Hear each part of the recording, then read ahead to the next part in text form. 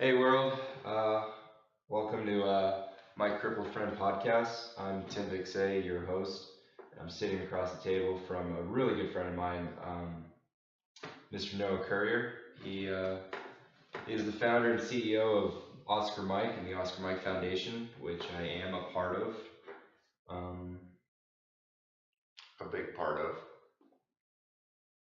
I like to think everyone just kind of pulls their weight around. Um, when I'm able to be more involved, I try to give a lot of energy to the company, and when I can't be here for school or travel reasons, someone else picks it up, kind of pulls the slack. That's what I really like about this company is we're able to just get things done. Um, but I wanted to start this podcast partly because I was really inspired by like Joe Rogan's podcast and how he just has a variety of guests and he knows so many freaking cool people and I think I was on a flight going from Kansas City to Alexandria for a rugby tournament, and I was listening to some of the podcasts, and I just got to thinking like, I know some pretty cool guys, and their story deserves to be told. And that was kind of the main driving force of starting this podcast was I just I feel like we'd be doing the world kind of an injustice if we kind of kept the stories to ourselves. And it kind of goes back to this quote that I had brought up earlier this week. Um, it goes, when one man, for whatever reason, has the opportunity to lead an extraordinary life, he has no right to keep it to himself. Jacques Cousteau. And that was Jacques Cousteau. And that one really resonated because a lot of us, when we kind of set off to do our own thing and we embrace the world as adults. We no, I don't think anybody ever sets out that they're gonna say, hey, we're gonna do great things. We're gonna be famous, or we're gonna go out and change the world. I think a lot of that comes from within, and that when we are put in those opportunities, the guys that seize it are the ones that are able to make the difference because there's opportunities to change the world or to change a life in almost every daily occurrence. I mean, something as simple as just saying hi to someone or seeing, a Vietnam veteran wearing his hat and just going up to him and saying, hey, thank you for your service, welcome home. To you, that might not seem like a big thing, but to them, that might be the one thing that's like, you know what?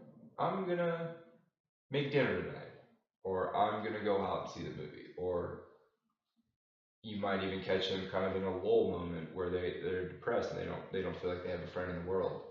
But by you just reaching out and making a connection with them might be all he needs to kind of get through those next few years. I feel like we've all been in a place where somebody has made our day in an unexpected way, and that little thing that they did made a difference. Yeah. So I hope as we kind of build our archives of episodes that we come up with those contents, and maybe something that we cover is just what someone out there just needs to hear. I mean, if I put in 100 hours of work into this podcast and I only touch one person, I think that's enough for me. Um, Well, I have no doubt that you'll do that. all right, well let's get into it. First off, I'm excited that you're doing this. This is cool. You're the right guy to be doing this. I've been hearing that pretty much throughout the week that I got a really good middle tone and that I am a good conversationalist, which are two compliments that I don't think I've ever received in my life. I'm kind of a little bit self-conscious about my voice. Um, I think everybody hates hearing their own, but as somebody that um, let's just like frame it like this. At Oscar Mike, I would be the founder, CEO, whatever. Technically, your boss, and then I go play rugby with you, and I feel like we completely flip roles. because you're the boss and I'm the new guy, you know what I mean? And I'm always constantly taking direction from you, and you're yelling at me, or not yelling at me, but you know what I mean, telling me what to do and being stern with me out there on the court. And you're like a Yoda to me in so many different ways, you know, whether it was independence and like little things, you know, like when I watch you do something like earlier when we were grinding coffee, like how do you do that? You know what I mean? And I learned so many little things from you, and the way that you teach and the way that you talk to people is it's cool. I mean, I always appreciate it, and and you're also a very good listener, and you pay attention to like what people where they might be falling short or what they're doing, and you know, you're just a good teacher in general. So I think that you will be a good person for this, and once in a while you're funny. Thanks, buddy. Well, let's introduce you to the audience. You you're a Marine Corps veteran, as am I. What kind of compelled you to enlist in the Marines? Other than my dad being a Marine, Full Metal Jacket.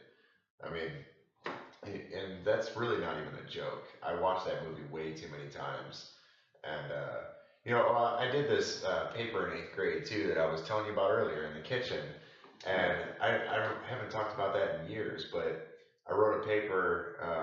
You know, I wanted to be a Marine ever since I was, you know, like I don't even know, 10, 11, 12 years old, and I also loved reading about Vietnam and watching movies about Vietnam. But I also, you know, I guess I knew that people struggled with that war, and everywhere from the civilian to the veteran, you know. And I wrote a paper in 8th grade, my big like end of the year paper, and it was called "The Fool on the Hill." And "The Fool on the Hill" was a Beatles song. The chorus goes, "The fool on the hill sees the sun going down, and the eyes in his head see the world spinning around." And I think people probably later on were confused that I actually wanted to join the Marine Corps, because I did kind of look at the soldier, or I was comparing the soldier to the fool on the hill. But at the same time, it wasn't, you know, there wasn't a knock to the soldier really, or the Marine. It was just that people just didn't understand, you know. But at the same time, I wanted nothing more than the opportunity um, to fight, to serve, to have that brotherhood, and to push myself to another limit or another level. And when I was 18 years old, you know, as a teenager, I played every sport that there was. Every sport my school offered, I was in. And then I was in some like personal ones like boxing and BMX riding, and you know, like stuff like that that I just really enjoyed. Um, and the Marine Corps was a way for me to up my game a little bit. You know, I knew that if you had 4 branches of the service to pick from at the recruiting office, I wasn't going to pick 2, 3, or 4. I was going to pick number 1. No offense to any other branch, but you know that when you go into the recruiting office, there's one that's going to be harder than the others. And I didn't want to, I guess I just didn't want to pick another one. And I really don't mean that to be a diss at all. That was just my personal choice. You know, I knew that the Marine Corps would push me, and that's what I did. It was not even, it was peacetime. You know, it was the year 2000. We hadn't been to war since '91, and so I don't get to pound my chest and say that I joined because our country was at war and they needed me. Mine was probably a little bit more selfish, and I just wanted to, you know, push myself. Well, I don't think any of those reasons were selfish at all. Like you said, you know, you wanted to serve, you wanted the brotherhood, you also wanted to up your game and challenge yourself. Um, and that's, I think that's something that a lot of people are lacking in today's world, because there is no kind of rite of passage. Yeah. With, you know, it used to be, I mean, the simplest form used to be just playing tackle football. You know, you looked at guys, I never played football in high school, but you look at guys that did and the brotherhood that they had. And I think that translates over in why a lot of people want to join the Marines. because it is a brotherhood. Yeah. It's one of those things. It's a fraternity. It's the world's most dangerous game. That's a fact. It absolutely is. So you didn't shop around at all? No. I mean, I was drawing the Eagle Globe and Anchor on my stuff when I was 12 years old. Yeah. You know, like I knew I was going to be a Marine. So I actually, when I was going through that process, I had no idea what the Marine Corps was. I knew they had some awesome commercials and they had some cool, uniforms. I kind of thought they were more ceremonial because at the time they were running those commercials of just dudes in blues. I was like, that's a sharp looking uniform, but yeah, I'm looking at the other branches recruiting, and you got the Navy, and they get all the ships, and they get to travel the world. But I mean, they got that Dixie Cup uniform. So that originally I actually thought I was going to join the Navy because I just like that seafaring lifestyle. You just get to go around and just see the world. Oh man, our relationship would be so much different had you been. Well, what's funny is a lot of people just assume I'm in the Navy because I'm Asian. Yeah. Which, I mean, there's more Filipinos in the Navy than there are in the Philippines. Yeah. So I had kind of shopped around with the Navy, actually talked to an Army recruiter, but it was mostly them trying to sell me on the idea of joining. And this was in like 04, 05. So we were at war. We were juggling two different wars, and kind of wasn't really sold on the idea. And then some years later, like a year after high school, I kind of floated the idea again, and one of my buddies from school actually put me in touch with his recruiter, and he got me down to the office. So I got down to the Marine office, and Gunny Smith, met me at the door. Said, "Hey, we're gonna go outside, just around the corner near the pull-up bars." And I was like, "Okay." You get around the corner, it's just him and I. He puts a big plug of Copenhagen in, and I'm like, "All right, like this is kind of cool." The first question he asked me was, "Why do you want to join the Marines?"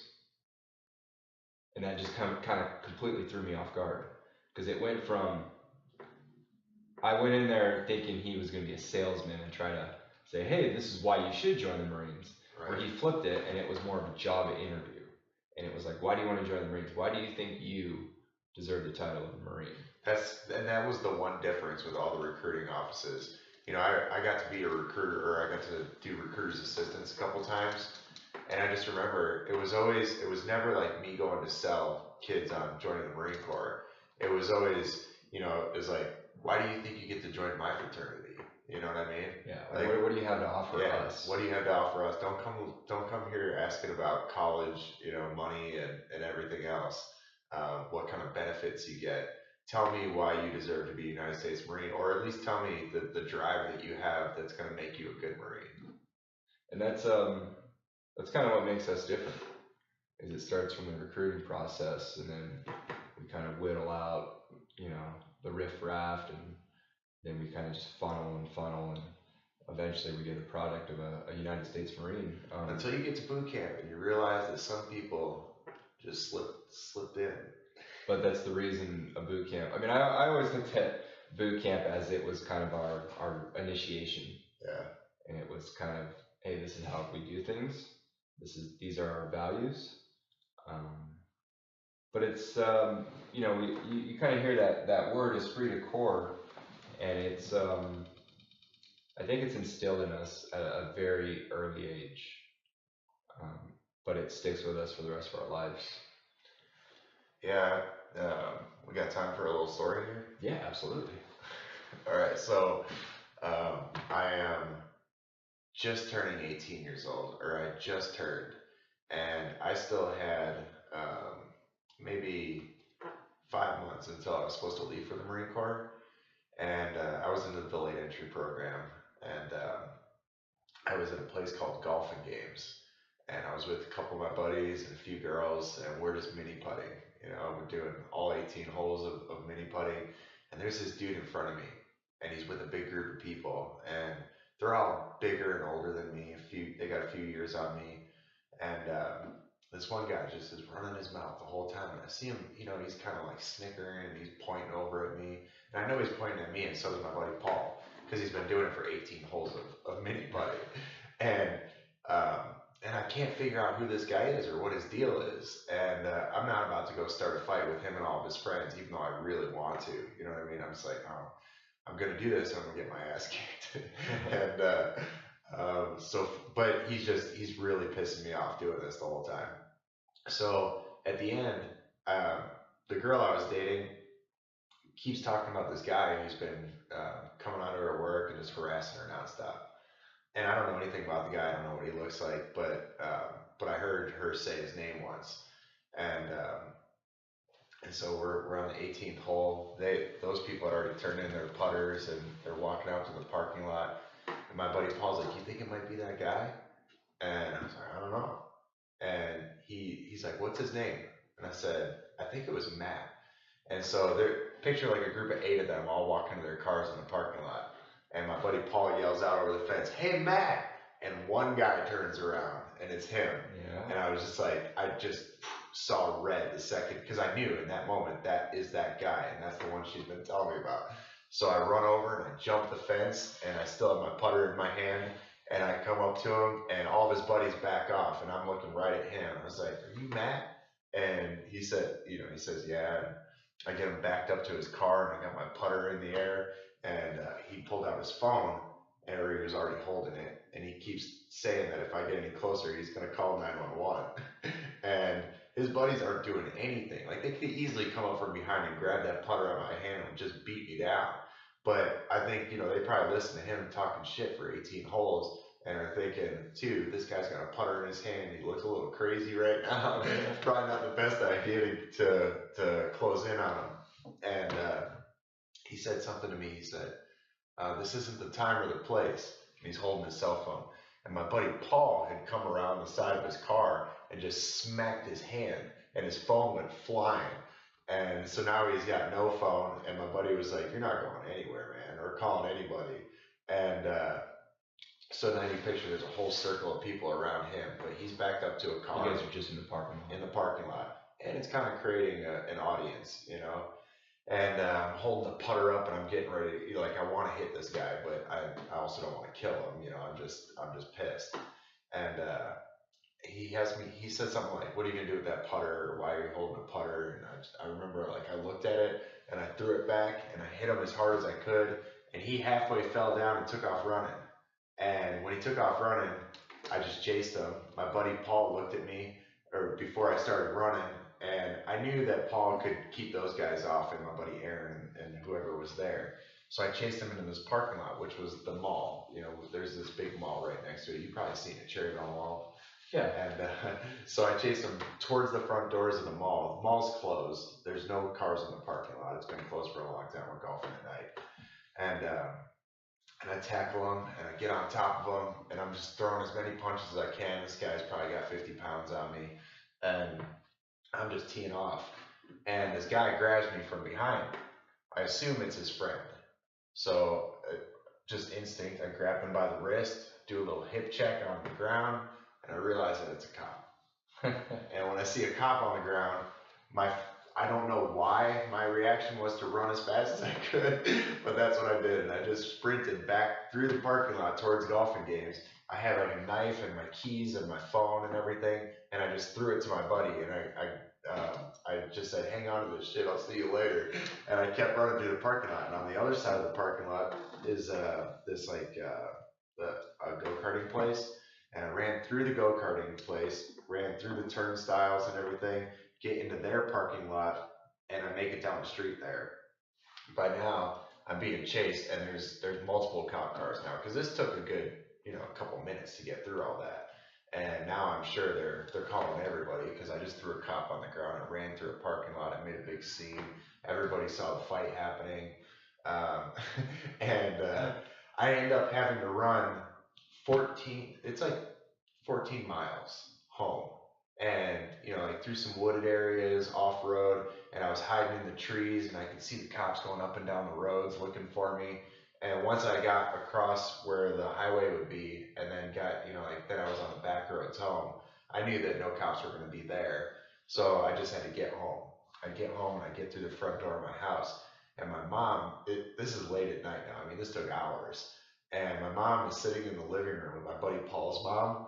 And I just tried to walk through the front door and go up the stairs to my bedroom. And she's like, hold on. And she said, you going to tell me what happened tonight?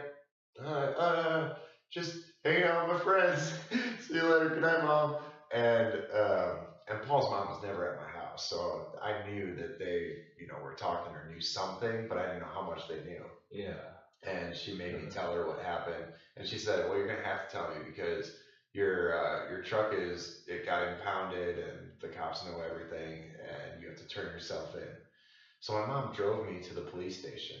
I get into the front of the police station. There's these two cops sitting there. This has to be like 3 o'clock in the morning by now. By the time I actually get to the police station, I get in there and they're like, "Can I help you?" I said, "Yeah, I'm here to turn myself in."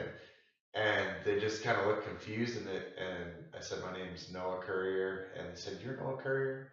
And then the other cop keeps giggling, he's just chuckling and just shaking his head like, "Holy hell!" And is that the one you thrown down? No. But that's why he's laughing, because on the report from, I don't know if it was the cop or if it was the other guy, Matt, that gave him the report, it said that I was like 6'4", 250 pounds on there. And they're looking at this dude that's like 6 foot tall. And I don't know, at that time I was probably like $170, and that's why they were laughing, because they made me sound like I was some monster that was beating them up and throwing cops around and stuff like that. And I ended up going to court, and the judge, my recruiters were there, and I either had to do a bunch of community service, or I think they made an offer that was just like, they talked to my recruiters there and asked if they could get me out in the next like 3 weeks or something. Yeah. And the recruiters said yes, and they got me out, and I shipped to boot camp a few months early. And you think about like just weird things like that happen. So the judge was a former Marine, the state's attorney was a former Marine, and my recruiters were there. So I think they took it easy on me or whatever it was, but I left for the Marine Corps early, and because of the time that I left, it also placed me in the unit that I was in. And I don't know, I probably could have met a bunch of great friends in any unit, but I always considered myself lucky to have gotten there when I did, because the unit that I got placed in, I made some of the best friends that I've ever had in my life. The story of Iraq and everything that I did there, and had I gone in any other day of the year, I would have never been in any of those spots. I'm willing to bet that there's probably 60 other stories just like that on why they went at a particular time, and that the universe just aligned everything, and that you were able to everything just meshed at the right perfect time. I always kind of believe that we're always right where we're supposed to be when we're supposed to be there. Yeah. I mean, there's so many anomalies that's going on in this world, where it's just like this perfect storm of just chance encounters. It's always hard to think or believe that when horrible things are happening, whether it's in your life or just around you, that any of those things could have any sort of meaning or value, or be happening for the right reasons at the right times. And like if you look at it a little selfishly, you could say that the hard times are meant to kind of like chisel you and forge you. But I always think about the loss that I've had, with people that were extremely close to me. And I always think that's the time where I don't see the reason, I don't, where the universe wasn't aligned. You don't see it at the time. Like when I got injured, I'm talking about like life being taken, at a young age. I always think that yes, everything happens for a reason, but or I would like to believe that, until I think about those situations, and then I'm like, there's no good reason to take a young life away from the world and their families. It's always a tragic loss, but I think what it does is it shapes you into the person you are, and it makes you appreciate certain things. And I mean, a loss of life, especially at a young age, it's always tragic. But um, I think those things happen and it shapes who you are and it leads you to make decisions that you might not have made. Like I was saying, like, you know, when I got hurt, it was definitely a low point in my life, um, but it's led to so many good things. There zero chance you and I would have met. Right. I mean, a kid from Oregon and a kid from Northern Illinois probably don't have anything in common if we didn't join the Marines. We got injured, but then, you know, we were able to bond on that and then find out that, hey, we do have a lot more things in common. And had I just seen you on the street and we were able-bodied dudes, I wouldn't look over at you, not to stereotype or anything, but I wouldn't have thought, hey, that guy probably likes country music. I bet you he chose Copenhagen. Man, I bet you he was a United States Marine and likes trucks. Yeah, there's definitely there's been a lot of people that have tried to categorize me, but it's one of those things, man. I've lived a really unique life, and I've had some really great opportunities and experiences that I've been able to just kind of shape the person that I've become, because it's always kind of ever evolving. I mean, I grew up in Oregon. For the first half of my childhood, we were in southeast Portland, in a neighborhood called Felony Flats. And it wasn't like Sounds like Section 8 housing. it wasn't. Felony No, Flats. it wasn't anything like that. But it was, you know, it was a poorer area, and it wasn't.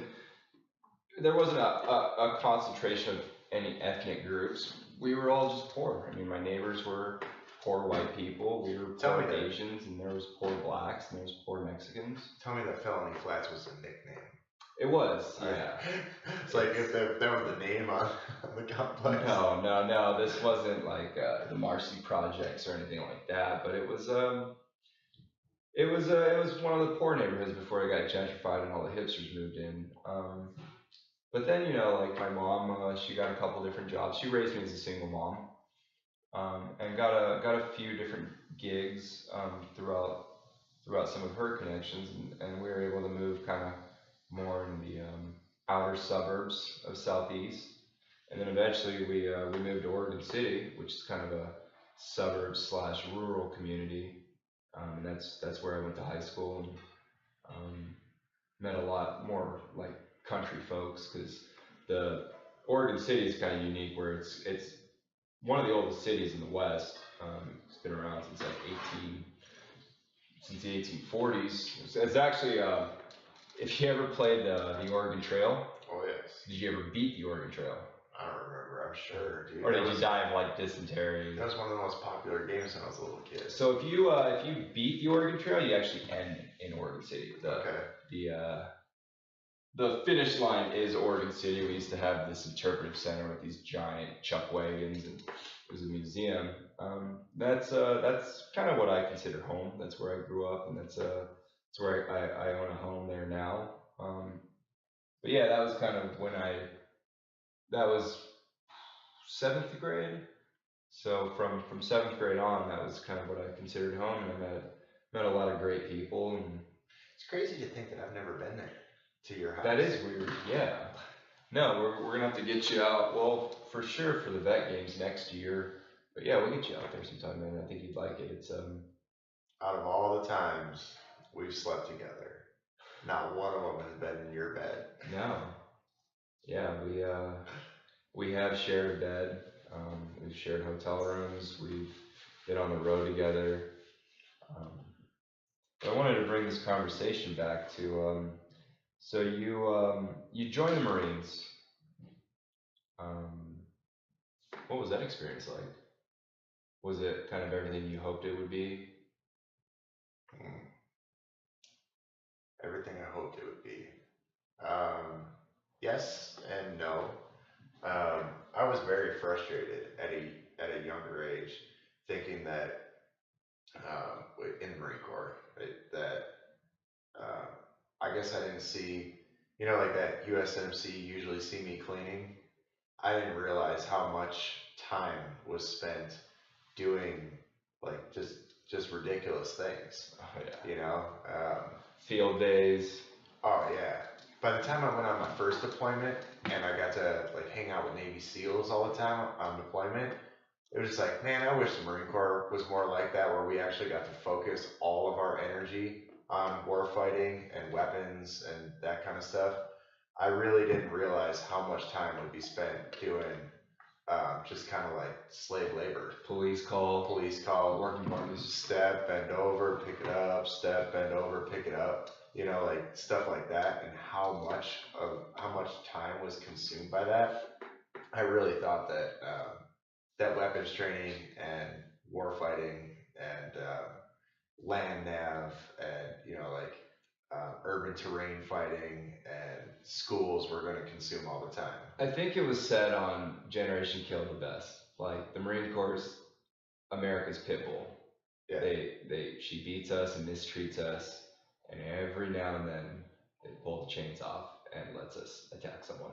Yeah, yeah, and I mean, if you think about it in that mindset, you're right. I mean, you're so miserable all the time, and you're so angry with everything that by the time they jerk the chains off you, you're ready to kill whatever's in front of you. But at the same time, I think, I mean, just not a knock on the Marine Corps, maybe it is a little bit, but I think that they could do a better job of creating smarter war fighters. I think what's really interesting about the military in general, especially in the warfighting communities, is that we're always evolving and we're always changing how our doctrine and how we approach things. I mean, we have fought battles since 1775, and I think each time we look at a previous battle and say, what lessons can we learn from here to minimize, the casualty of lives, and just be more efficient. And you saw that. Well, you went in 2000 before we even before 9/11 and the global war on terror, and how that's changed. I mean, the way that they train recruits in boot camp to school of infantry to just even when you get to your unit, and how we apply the lessons that we learned from.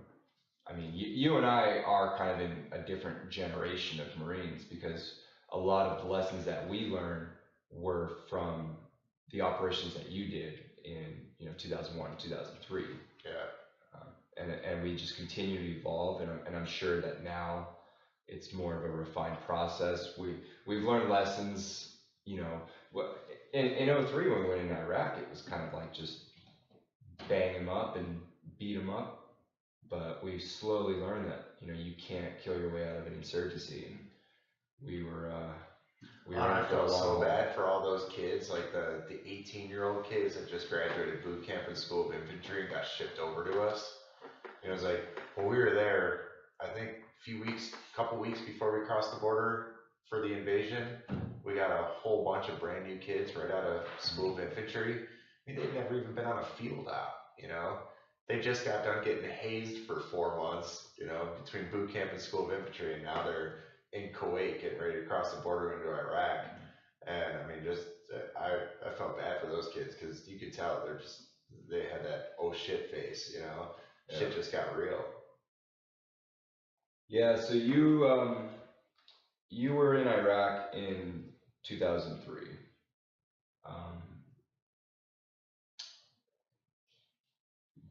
What was that like? Because you were there before we did the shock and awe campaign, and we Shock and awe was the invasion. Right, that was kind of the kickoff party. Yeah. But you were in a light armored reconnaissance vehicle, sitting on the Kuwait border, waiting for the orders to cross that line of departure. Yeah, the middle of the night, March 19th, 2003. And this was 3 days before your 21st birthday. Yep. And I don't know if we want to get too much in Iraq, because we can talk for hours about that. But skip forward ahead, and you survive the invasion. You make it back after how many days in country? I don't even know. 40, 50, something. Yeah, So about 2 months, and you make it back. Yeah, almost 3. What what was that like coming home? Well, there were, like a welcome party. All the moms and spouses and everybody were there holding up signs saying welcome home in San Diego and all over Southern California. Since we were, the first wave back, everybody wanted to hear stories and hold us up on a pedestal, and it felt really good. I mean, we felt like heroes. And I always remember hearing the stories of all the Vietnam guys, or I don't even think it was like that for Desert Storm. I maybe it was, but I don't feel like it could have been at the same level, because it was, our war was basically a reality TV series. It was being filmed, and Yeah, I remember watching. It must have been a sophomore in high school. I remember watching on the news. Yeah. CNN, just bombs going off in Baghdad. Well, in every unit, almost every unit, ours didn't have one, but most units had a reporter with them. Yeah. So, an embed, they called them, the embed reporters that were with every unit. So you could follow the war in real time. Yeah. City Well, by they city. had, wasn't it Geraldo Rivera was revealing troop movements before? Yeah. Yeah. So you get back home, and then I guess we'll just dive into it. You had an unfortunate car accident a couple days later. Yeah. We were going to be flying home to see our families on the 4th day after we had been home, and on the 3rd night, I dropped off my mom at the airport in San Diego. Told her I'd see her in about 12 hours or so. I was with my buddy George that night, and he was driving us back to Camp Pendleton. I was sleeping in the passenger seat, and he fell asleep at the wheel right by the gate of Camp Pendleton. Hit a tree doing 80 miles an hour, rolled down a hill, and I broke my neck in the accident. We both got pretty banged up from head to toe. George broke a ton of stuff, from his face all the way down to his feet, and I broke my neck, as one of the things that I broke. And I broke it at C4, 5, 6, and 7, and my what do you call it? My level of paralysis is more like C5, 6. Even a little bit of 7 function there, maybe. Complete. They say incomplete because I can feel my butthole. Sensation. Right.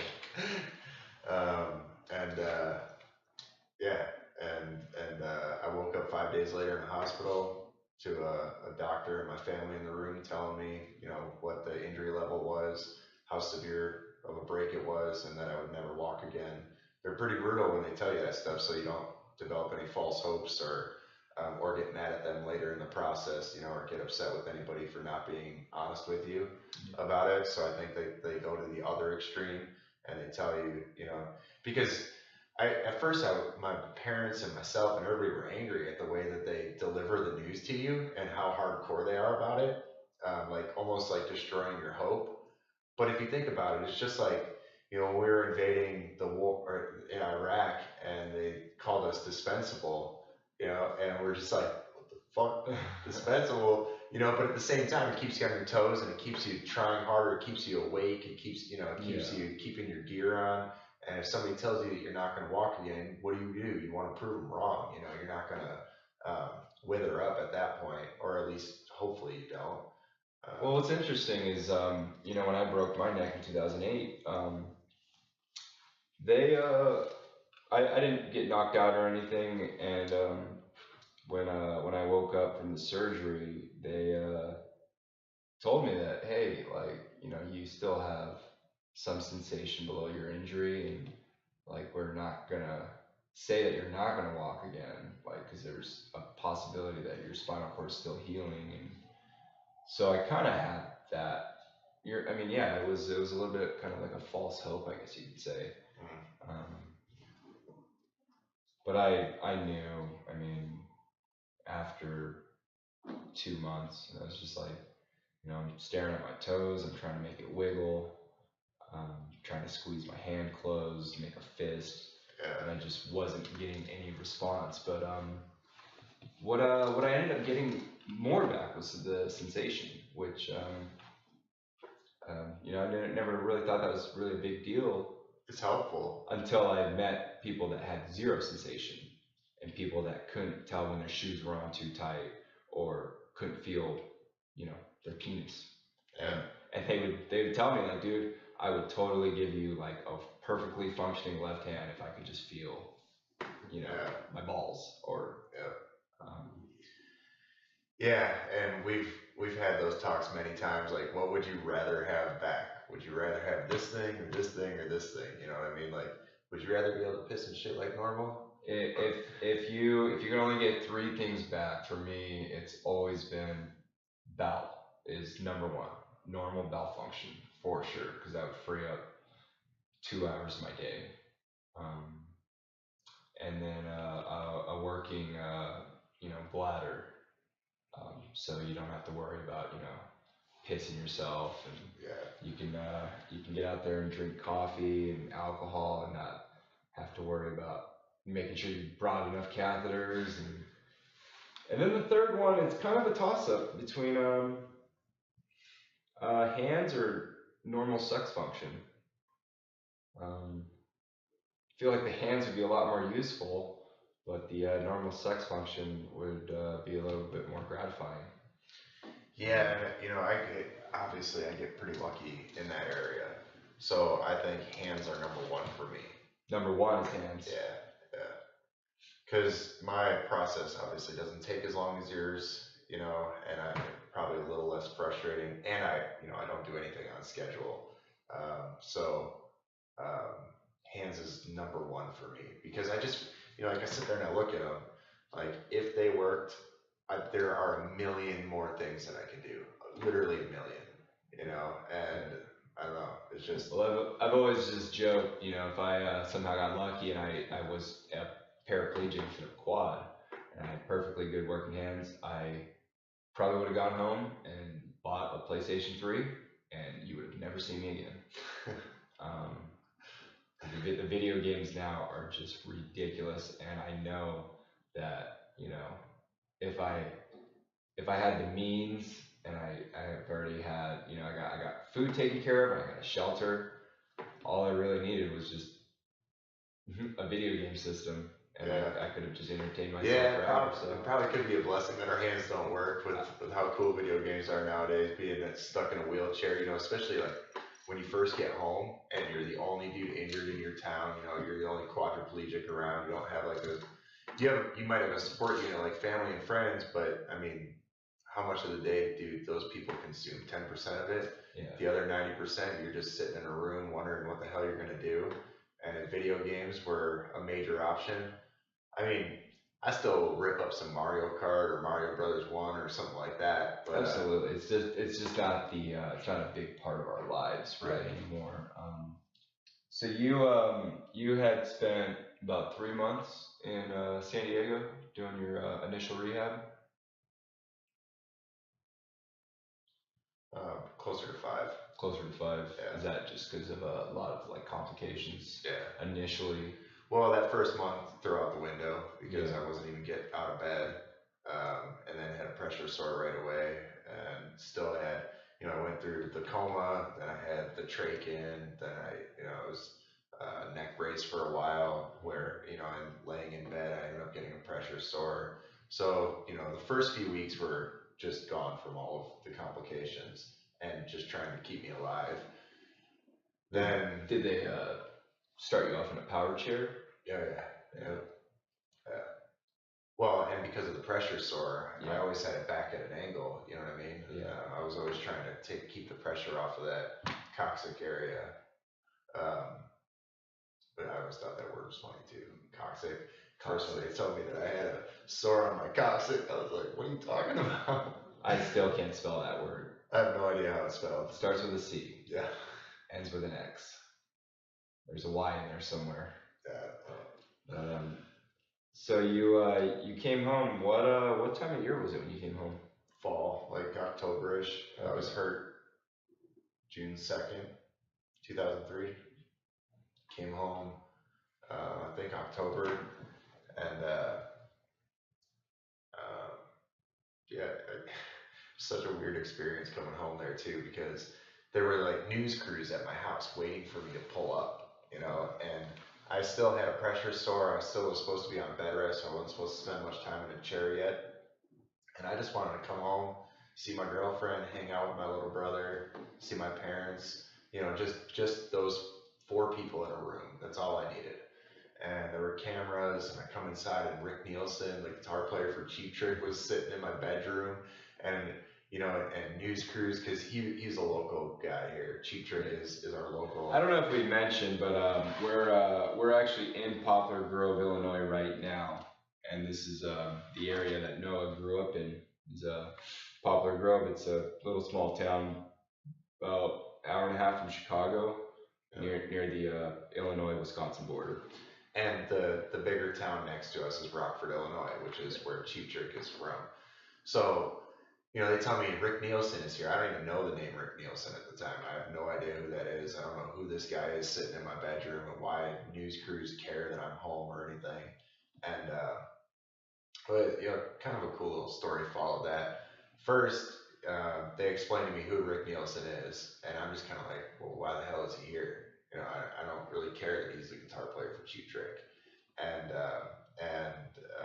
I think that they assumed that I would know who he was. And I mean, I've heard of Cheap Trick, but whatever, I really don't care at all. And I think that everybody felt the tension in the room, that I was angry that they were all there, because that's not what I wanted at all. I just wanted my family and Maureen there. And, those were the things that I missed the most. And so anyway, they all leave the room, and they can tell that I'm upset about it. And Rick Nielsen goes into the main part of the house, and he goes down in the basement with my brother, and they end up playing guitar down there for a while. Rick Nielsen taught my brother how to play Surrender and a bunch of songs down there. Like, how cool was that part? I didn't realize that till later. Yeah, and then he went on to become a musician himself. Yeah, yeah, and everything happens for a reason. Yeah, there you go. And the next day, I get a phone call. I'm just sitting by myself. My girlfriend was at work, and I don't know where my parents were, probably at work. And the front gate of the community calls me up and says that they have somebody at the gate named Rick Nielsen. Is it okay to let him in? And I thought that it was my buddy Aaron just messing with me because he knew how pissed I was about all this. And I was like, yeah, let him in, and I hang up. And then like 2 minutes later, this Jaguar pulls up in the driveway. It's like, who the heck? The guy gets out. I'm like, it's that same guy from yesterday. It's Rick Nielsen. He comes in, he knocks on my door, and he said, hey man, I just wanted to apologize about yesterday. And he's like, I didn't even realize how uncomfortable that could have been, and in the situation that you would just want to see your family. I was just asked to come out here by the news and blah blah blah. Yeah. And he said, you mind if I come in and chat with you for a while? And I told him, no, come on in. He came in, sat down on the couch, and we just shot the shit for a few hours, And he invited me out to his 4th of July party, or told me, that he was having one. And so after spending the day with him and then going out to his 4th of July party, we had opened a live music venue. So him and some of the guys from Cheap Trick would show up regularly, individually, not all together. Yeah. And if there was a cover band or a band there that knew a Cheap Trick song, he would ask him, like if he could join him on stage. And so once in a while, like the drummer Bunny Carlos would show up, and he'd go up and play drums, or Rick Nielsen would go up and play guitar with them. And it was just became this cool thing that would happen every few months at our venues. They'd show up as a surprise musician. That is cool, but I feel bad for that band's drummer if the drummer from Cheap Trick is coming up like, hey, can I use your drum set? Like, get out. They loved it, dude. I'm sure they did, but it's that's cool. The like if you're a cover band and one of the songs you play is "I Want You to Want Me," and the drummer from Cheap Trick comes up and is like, "You mind if I sit in on this one?" You know, that's a pretty cool. You're right. Yeah, you definitely would just hand the sticks over and be like, dude, you're way better than me. Like, have at it. Well, it's your song. You know, Yeah. go ahead. Um, after you've been home for a while, like, what was that like? Just adjusting to the environment and your new body, and like just kind of doing those like daily tasks. Like, what was kind of your daily routine? Well, I needed a lot of help with things when I got home. You know, I was still trying to figure out how to just do very basic things, you know.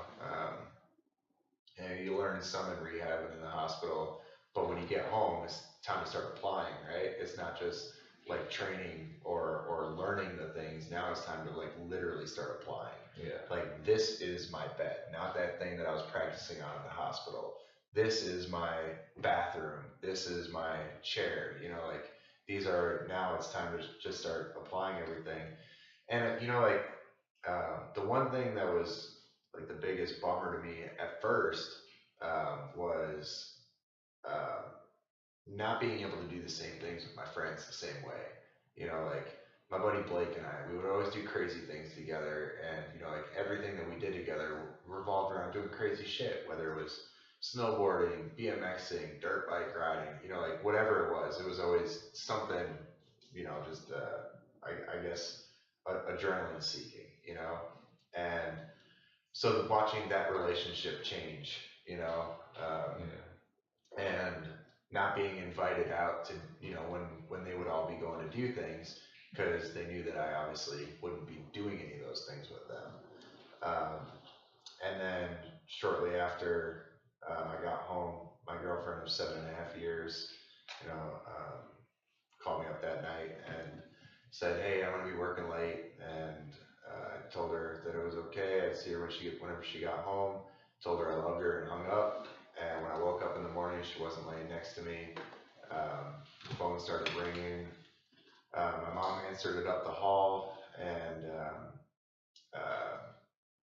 the, I heard the phone fall and hit the floor. Then I heard my mom fall to her knees and start crying. And I rolled out in the hall and started yelling at her and saying, telling her to tell me what happened, because she wasn't telling me anything. And eventually, she was able to mutter out the words that Maureen died on her way home. And I, you know, obviously I lost it. That was the love of my life. This was in 2003, right? This is, well, no, at that point it was probably 2004. Early 2004. Yeah. And then that kind of It was actually Mother's Day, 2004. in May. It's my dad's birthday. Yeah. So you that was kind of a big blow to you, right? I mean, that's definitely a huge loss for anyone. But then to also have to deal with it in a wheelchair and knowing that like you kind of had to cope a little bit differently. Yeah, you know, and I don't know what to compare it to. There is nothing to compare it to. It was war, paralysis, and losing her all within a year. Right. You know, and I mean, I felt like every little thing about me had been taken. And my physicality, my career, the love of my life, you know, it was all just gone in the blink of an eye. And now I have to live the rest of my life, you know, without any of these things. It wasn't even worth living, you know, in my opinion. So it was that's when the real struggle began. You know, it wasn't the struggle of rehab seemed minor in comparison. You know, living with paralysis seemed minor in comparison. Dealing with war or any sort of like memories of war, that didn't even matter to me. Maybe that's a blessing. I don't know. You know, I know a lot of people that struggle with PTS. Maybe I don't deserve to even think about that. I'm not really sure. But losing her was the final blow. You know, that was the real thing. And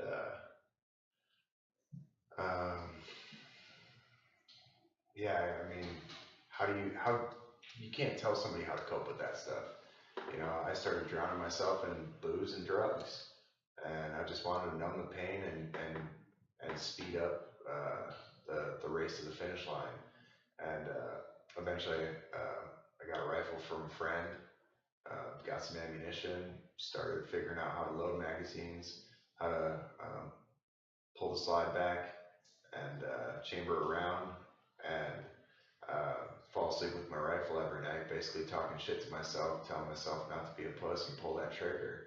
Um, but I, my biggest thing was I couldn't put my mom through anything more. And every night I would be talking, telling myself to pull that trigger. It's like shit. I really, like I wanted my life to end, but I also didn't want hers to end. You know what I mean?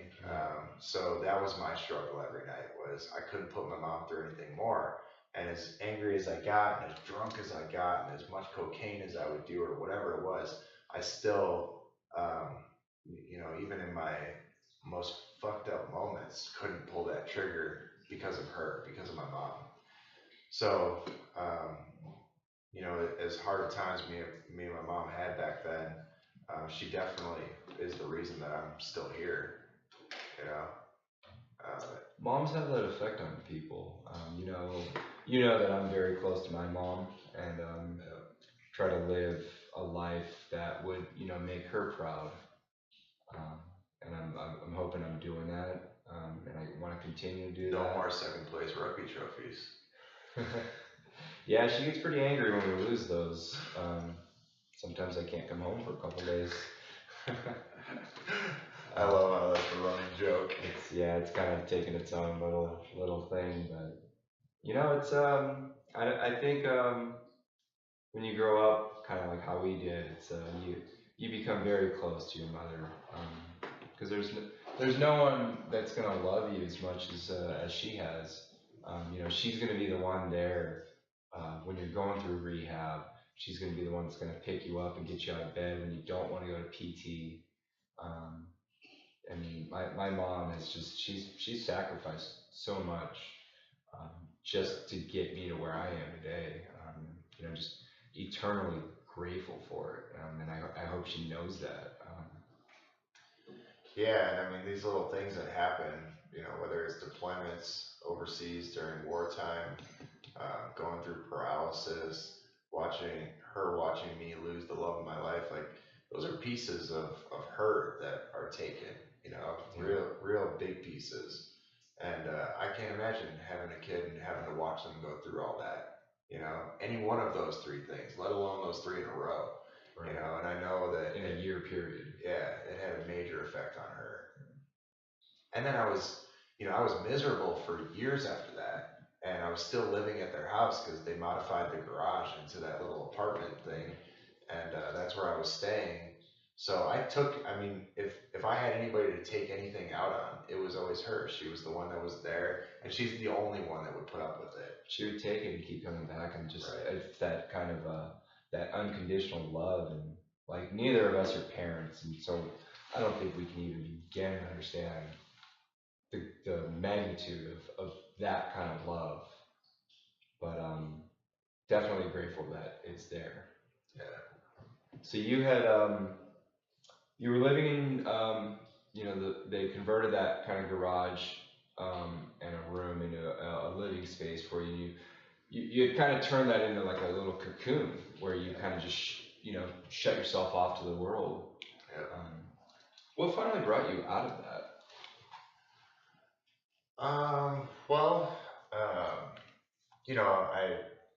At first I would say, like booze, the live music venue, like if I loved partying and just getting drunk as humanly possible, as fast as possible, drinking like a fish every day.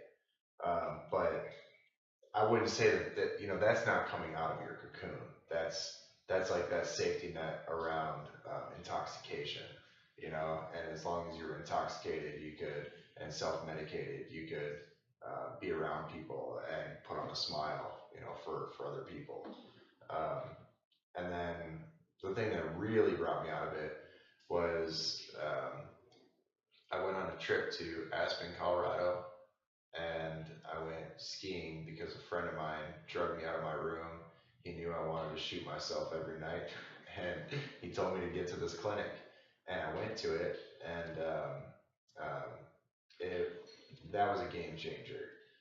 I went from, you know, that saying of in a wheelchair your life ends where the pavement does, you know, changed. Um, I was 12,000 feet up at the top of a mountain, something I thought was never going to be humanly possible for me. And there I was, you know, looking out over what looked like, you know, you could see the entire planet from that vantage point. And I think, you know, like other than the beautiful scene and being somewhere where you never thought you were going to be, the thing that was about to happen next was the thing that I got off on. Fear, you know, adrenaline. I thought you were going to say this is when we met. No. But you know what I mean? Like just all of a sudden it's like, shit, I have to get down this mountain now, you know?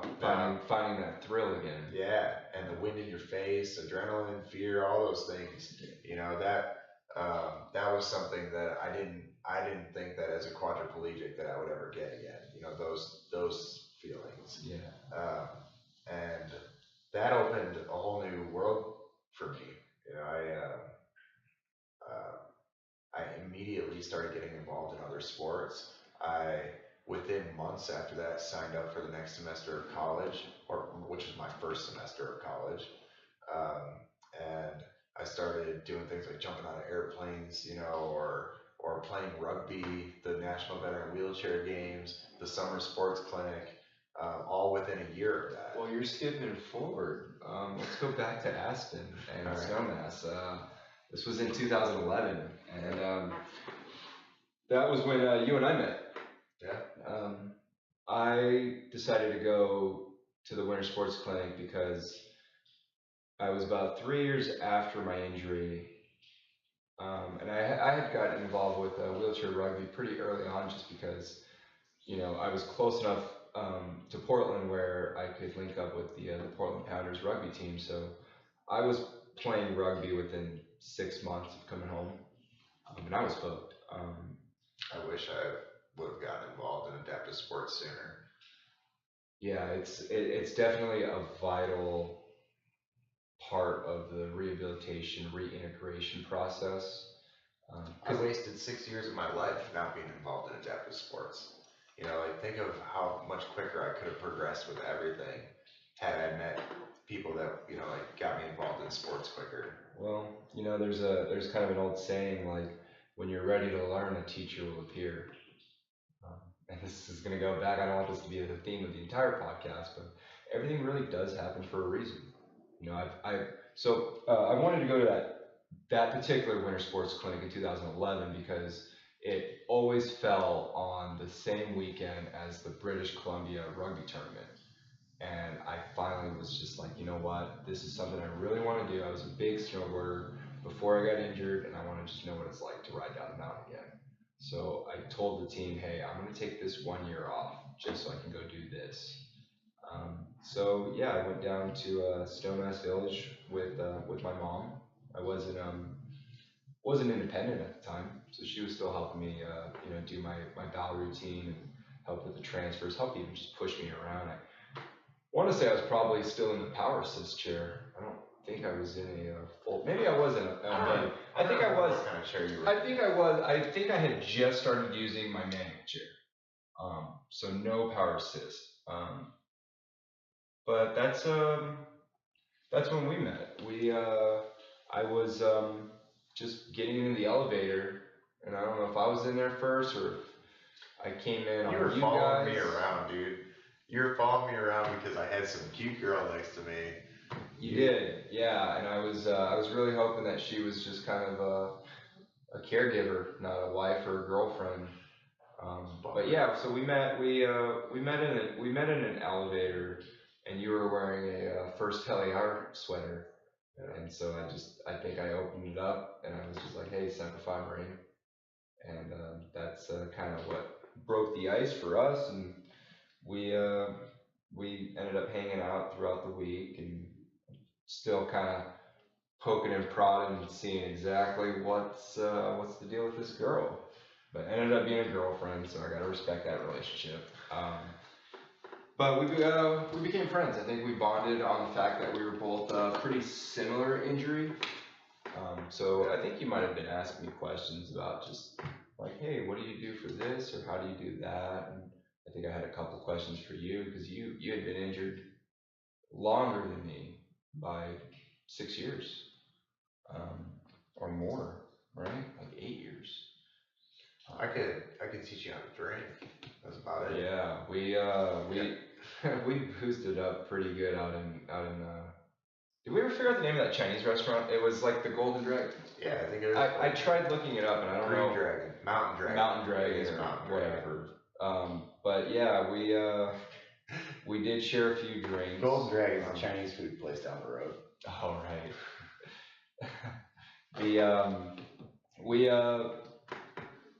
We were drinking pretty good.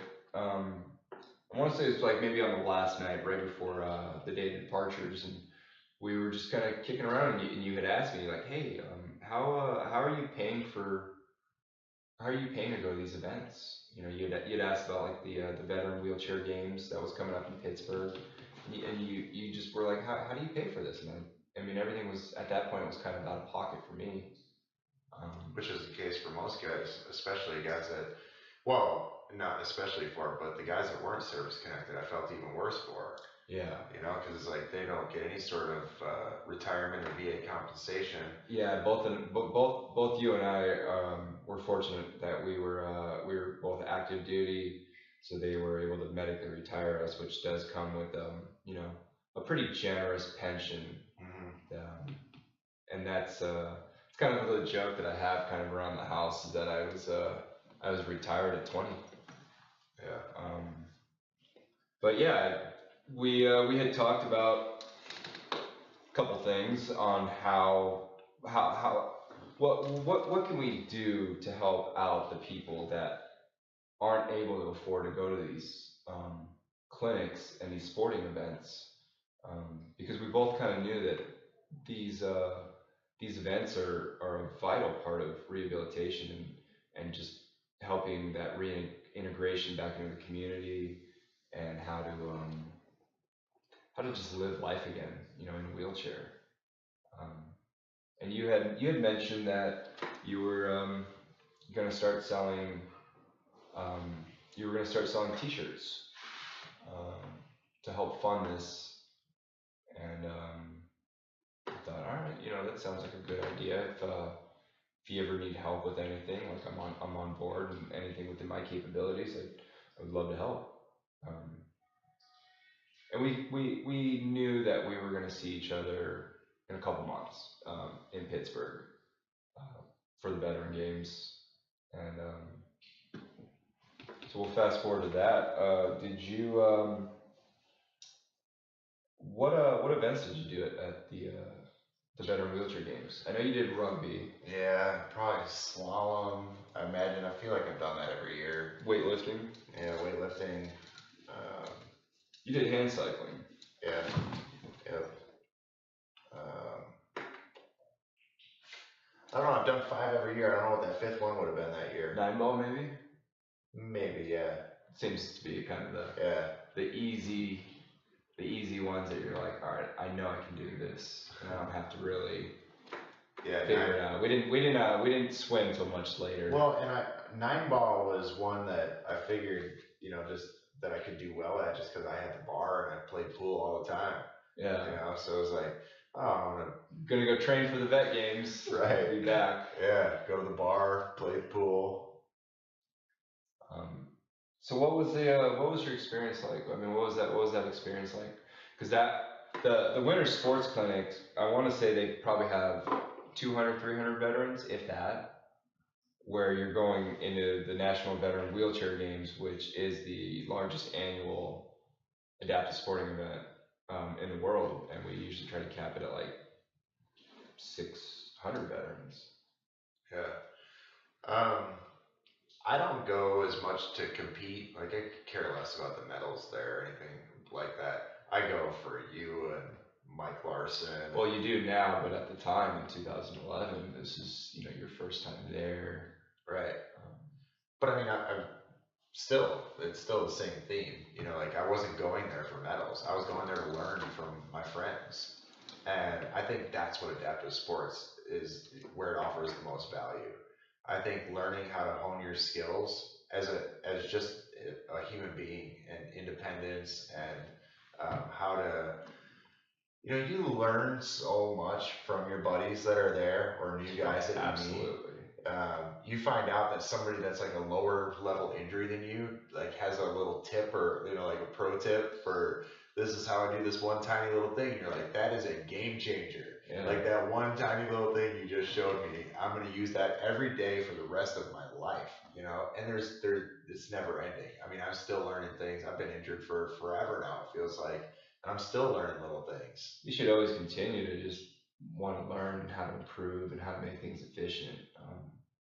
But no, I get what you're saying. Like the community that you build when you start going to these adaptive sports clinic, and this is kind of like one advice I have for anyone that's listening, and maybe they're hesitant to go to those adaptive sporting events because they don't want to be around a bunch of crippled.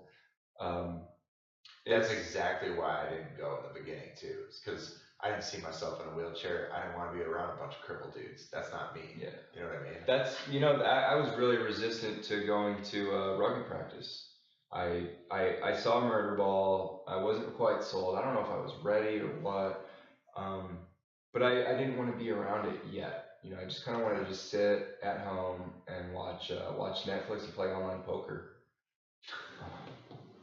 Yeah, this was in '08, so it was still legal, and you could still make some money playing poker. But you know, I finally got dragged out there to go see a tournament in February, and I go rolling in my power chair, and it was one of the most embarrassing things because I don't think there was a single power chair there. Everybody was pushing a manual chair, and I think I decided that day that I'm done with this. Like I don't need this hunk of shit. Like this thing's giant. It doesn't fucking go anywhere. I'm always running into things. You should see my parents' old house because I put holes all over their hallways just running into stuff. Because I mean the chair's clunky, you know. And I was like, okay. And my folks, they started talking to some of the other parents Not to there. mention those chairs are fast too. Like you can run into shit quick with those. I think my therapist must have changed my setting and locked me out at, like, put a governor on it. Oh, I remember, like, you hit that turn button and that thing goes wham! Yeah. Oh, yeah. Into things. Yeah. And they're tanks. Especially when you accidentally just bump your joystick and you're just running into stuff and running into people. And, but yeah, there's really, you're only ever going to benefit from meeting other wheelchair users and learning from them. You know, you look at a typical rugby team, and let's just say there's 8 people on a rugby team. The average that, you know, how many years have they spent in a wheelchair? I'd say, let's just say it's 10. So that's 80 years of wheelchair experience. Yeah. There's no PT, there's no doctor that has 80 years of experience like that. Real life, practical, everyday application. This is how I set up my bathroom. This is how I set up, you know, like my kitchen. This is how I open something. You know, like all those little things. The PT can give you a tool that says this is an opener, you know, and try it on a couple things. And then you get to your house and you're like, well shit, we didn't practice on this, we didn't practice on this, we didn't practice on this, and that opener doesn't fit any of these things, you know, or whatever it is. But you learn from another quad and you watch him in his kitchen do all of like the normal daily things, or how they set up their shower chair, you know, whatever it is. That's exactly what happened to me. You know, I traveled with the Portland rugby team, and at the time I had a fork that I bent in a way, and it had a piece of foam on it. Yeah, I remember those. And that was the only way, you know, that I could eat spaghetti. And then we had traveled with the Portland team, and I was watching one of my teammates with similar function to me, and he was using a regular fork, just weaved it in between his fingers, and it just kind of clicked. Like, wait. I had all that stuff too, and I think, you know, in the beginning, it was just like, you go somewhere and you forgot it. You know what I mean? And then all of a sudden it's like, oh shit, I'm still hungry. I'm not gonna not eat because I don't have my little tool with me. Well, you're just gonna order like a quesadilla or a quad-friendly food. You know, and that's what we did for a long time. Was you go out on a date or something, you're like, oh, I'm just gonna do the chicken tenders. I did the chicken tenders so many times. I ate chicken tenders for years. Yeah, I had kind of a checklist. I called it my ABC. This was when I was still in the power assist chair, and it was accessories, so forks and everything, all that. Battery, making sure your battery was charged, because there's times where you go to the zoo and you're like, oh shit, I didn't charge my battery. I got like one bar left. I'm screwed. Yeah. And then C was catheters. Make sure you got enough pee sticks to get out there. Yeah. But yeah, then eventually you kind of figure out how to do things, and you start saying, I don't need this can opener, I don't need this bottle opener, I don't need this tool holder. Just throw it in a box. And how about the pills? Getting rid of all those, you know? Oh yeah, well I did that. I did that pretty early on. While I was still in rehab, I kind of just got tired of them calling me into the room every 4 or 5 hours saying, hey, it's time to take your pills, it's time to take your pills. And I had no idea what I was even on. So I decided one day I was going to sit down with my doctor. We're going to go over my med list, and my highest point was 14 different meds, and I didn't even know, like you said, what any of them were. Yeah, I don't know if I ever got to 14, but I sat down and I was like, all right, we're going to go through this list. You're going to tell me what these are and what they're for. And he's going through like, oh, this is an antidepressant. I said, I'm not depressed. You can get rid of that. I'm like, this is for, your blood pressure. I'm like, okay, I still might need that one. Right. This is your pain. And I was on like 4 different painkillers. I was like, all these, we can get rid of them. I'll deal with the pain. Because it's not even that bad. And, when you call me in to take these pills, I take it because I like the way it makes me feel. Yeah. I was very close to getting addicted to opioids. And I think I recognized that in myself, and I knew that I had an addictive personality, and I was just like, you can't go down that slope. That you just, I don't know when the opioid epidemic hit the rest of the country, but it was pretty bad in Oregon. I'd already lost some friends, to heroin, so I just knew that these pills are going to lead to one thing, and that's a needle in my arm, fucking foam coming out of my mouth. Yeah. The painkillers, it's just like at some point, I hope everybody recognizes, especially if you're dealing with a serious injury like paralysis or amputations or whatever it is, that pain's going to be there forever. Are you going to medicate forever? That was the thought process in my head. It was just like, I literally will be on these forever because my back and my butt will never stop hurting. My entire life, I'm going to be sitting in this chair. So one day, I don't remember how quick it was after I got home, but I got rid of all those. You want to pause here? Yeah, we got guests.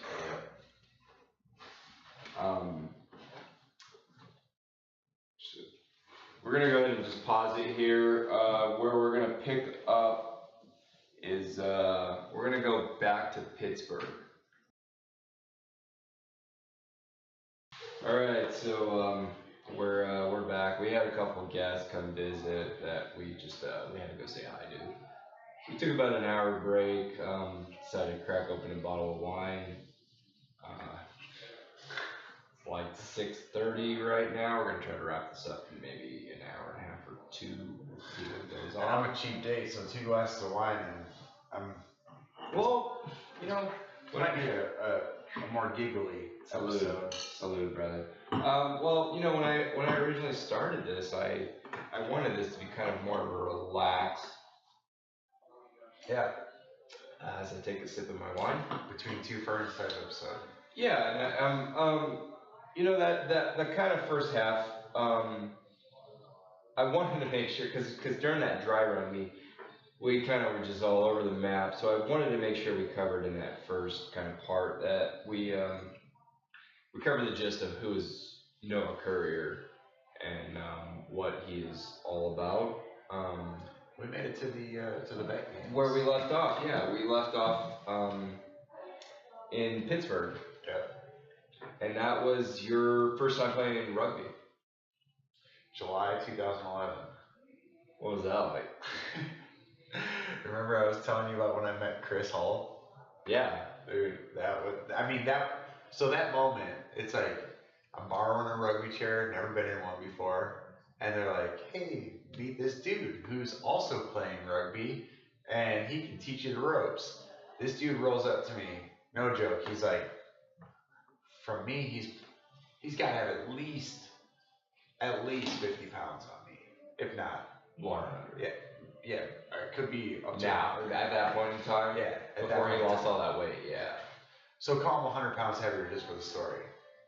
Guy rolls up to me, and he's got quad rugby tattooed across his forearms. He's got a black and yellow mohawk. He's 100 pounds heavier than me, and he's like, so you signed up for rugby, dude? And I'm looking across at this guy, and I'm like, not anymore.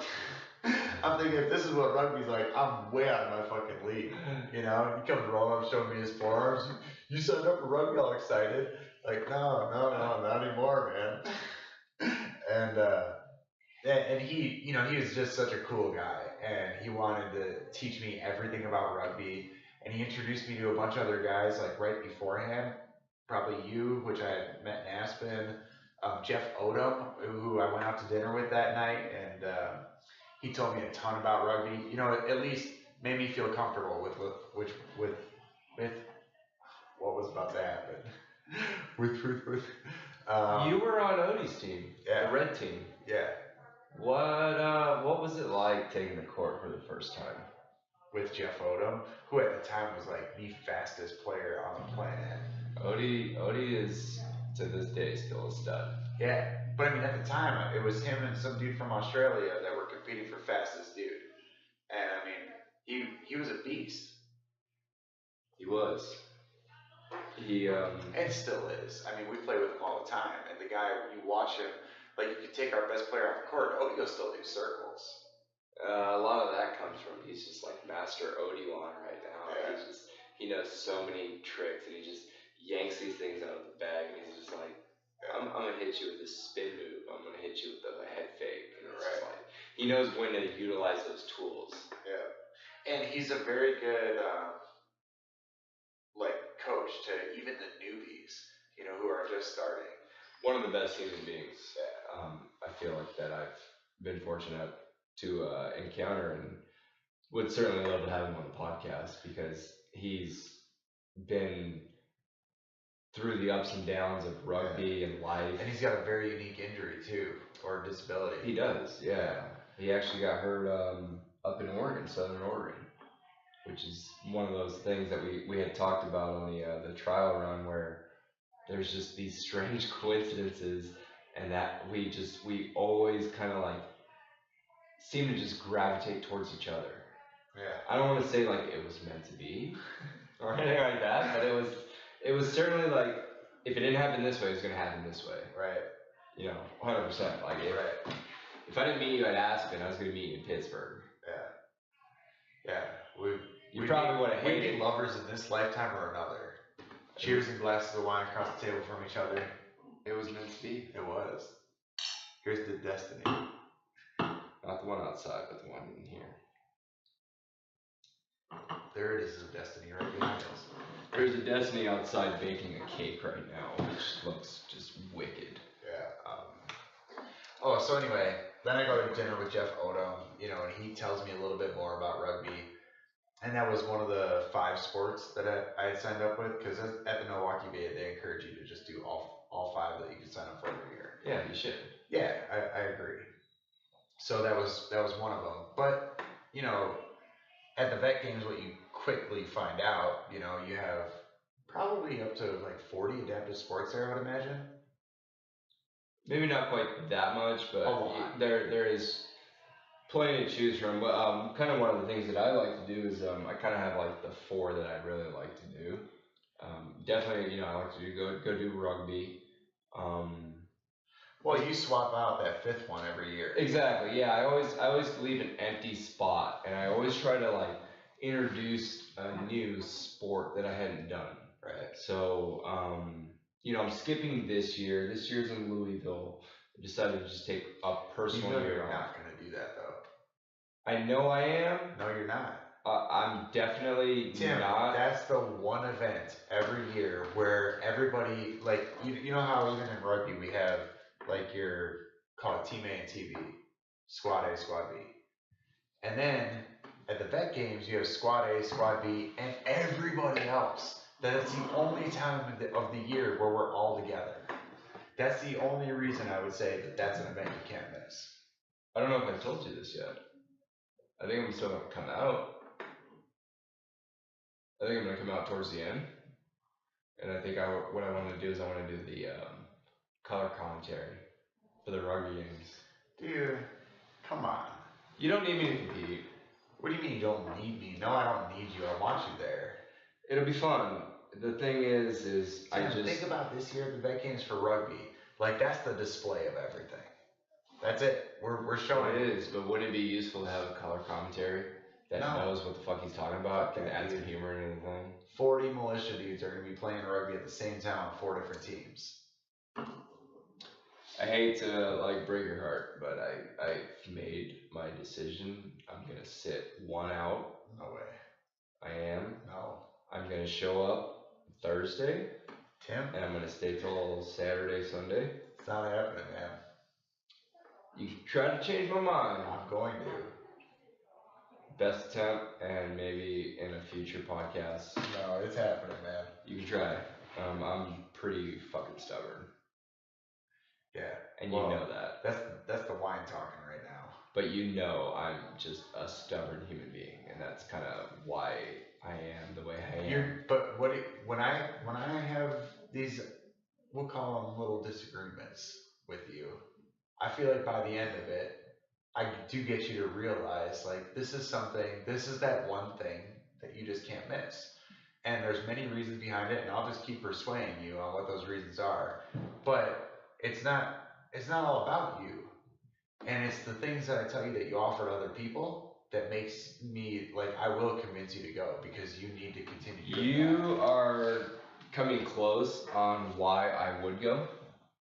But you need to be there the whole time. The only reason, hey, you're a friend too. The only reason that I would go is because I've competed and have won all the gold medals that I ever need to in my life. I don't care about those. I don't either.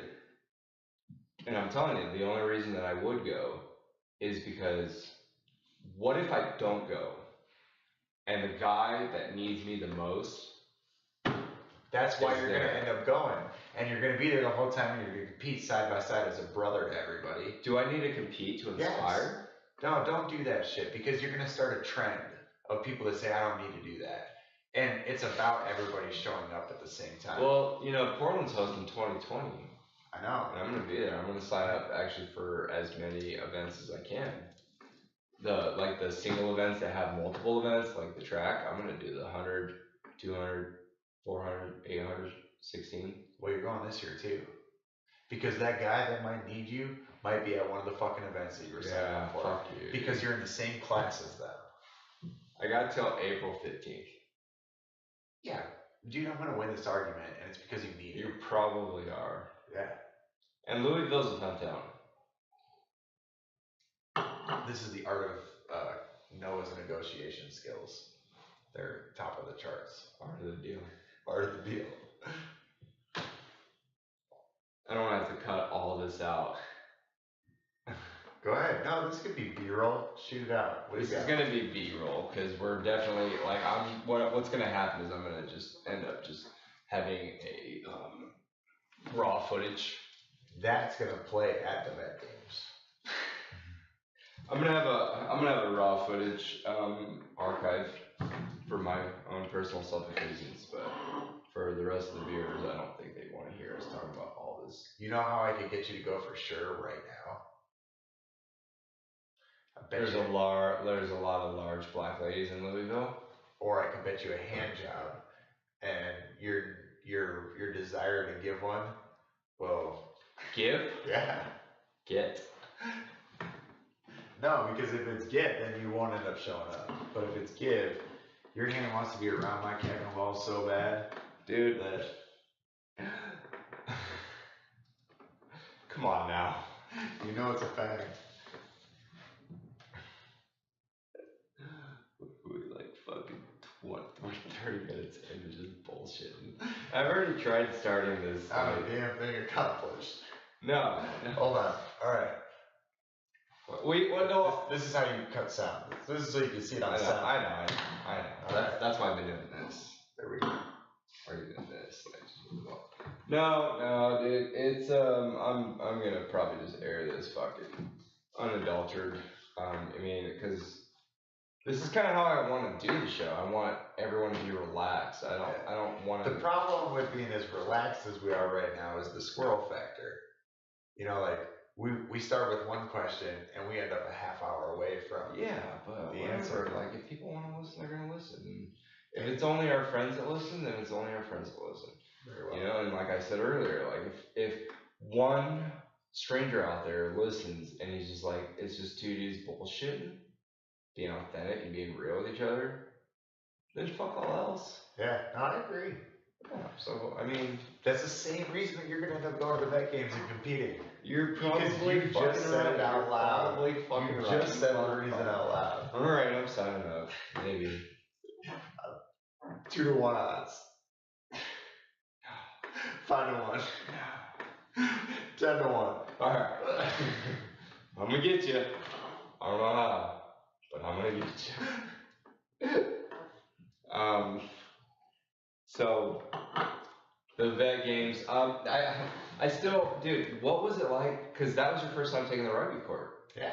What was that like? Like I said, dude, I met Chris first, as far as like, this is who you're playing kind of introduction. And Chris is going to tell you something for a second. You and I had already met, but we hadn't done any rugby talk. So now I'm facing Chris Hall, and he wants, it's like, you know when you see that big ass dog, and it's just like the big dumb dog that's just super playful. Rockstar. And then you get, yeah, Rockstar. And then you got this little yippy dog, like the one out there. And that dog just, meh, meh, meh, meh, meh. The dog's like, dude, I just want to be cool with you. You know, like, that's the way I felt in that moment.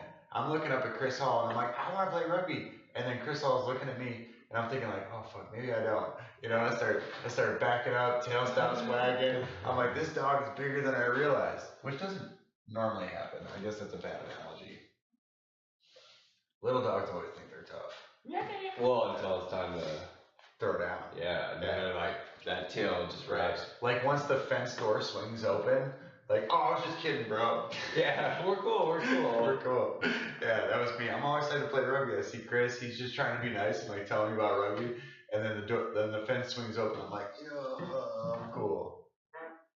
What were your first thoughts in that first minute? Like, just Awesome. I mean, I was slow as shit. still. Whatever. Yeah, still. So am I. No, I know for my level I'm slow, but I also get in that thing, you know, way too infrequently. What was it like to either hit someone or get hit? I think Chris Hall hit me right out of the gate just to like show me, you know, like when you do that with somebody and they're first in the chair. Yeah. And I was just thinking like honestly in that moment, I think what I was thinking is like, do I have to hit this guy full speed the whole game? Like, cause I didn't know, never seeing it. That was my first thought, was just like, this dude is gonna jack my spine up, you know? Like if I have to hit this guy at full speed the whole game, my spine is jacked. And then I found out, like the difference between defense and offense, and I started like, realizing in that moment that there is a strategy to the game, and the strategy is intriguing to me. I love listening to people talk strategy and like all the tiny little things. I learn sometimes more, and I know this for a fact.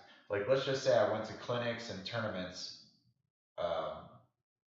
all year, all season, and even in the off season for 10 years. When I have a day or two to spend just listening to you or Mason or like Wilsey explain something to me, things in those moments start to click for me, and it's such a like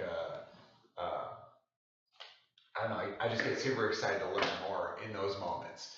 You know, there's all those days, like even in a math class, where you learn one thing. Like today's lesson, we're working on this thing, this theory or whatever. You have a sports background. Yeah. Do you think that helped? I think it definitely helps. I mean, maybe a little bit with the knowledge and like the excitement of learning that. The chalk talk. The chalk talk, yeah. But I think it definitely makes me more excited to learn more, because football is one of the most intricate games on the planet. Absolutely. And there's just so much insane strategy. Who studied game film before football players? Right. I don't know the answer, but I'm willing to bet nobody. Right. Or at least not on the team level. Like the coach level, maybe, but not. Dude, even the individual level. You know, when they geotag every game film before would have been like even radio recordings, all on the reel, or baseball, just logging every single little statistic. Yeah. You know, that's game film right there. Yeah. It's just pencil and paper. What's my stats against a left-handed pitcher versus right-handed pitcher? Exactly. 97% of the time says, you know, like you're gonna end up hitting a double because you're 165 pounds, you're 6'1", and you know you're a beanpole that pulls it every time against a left-handed pitcher.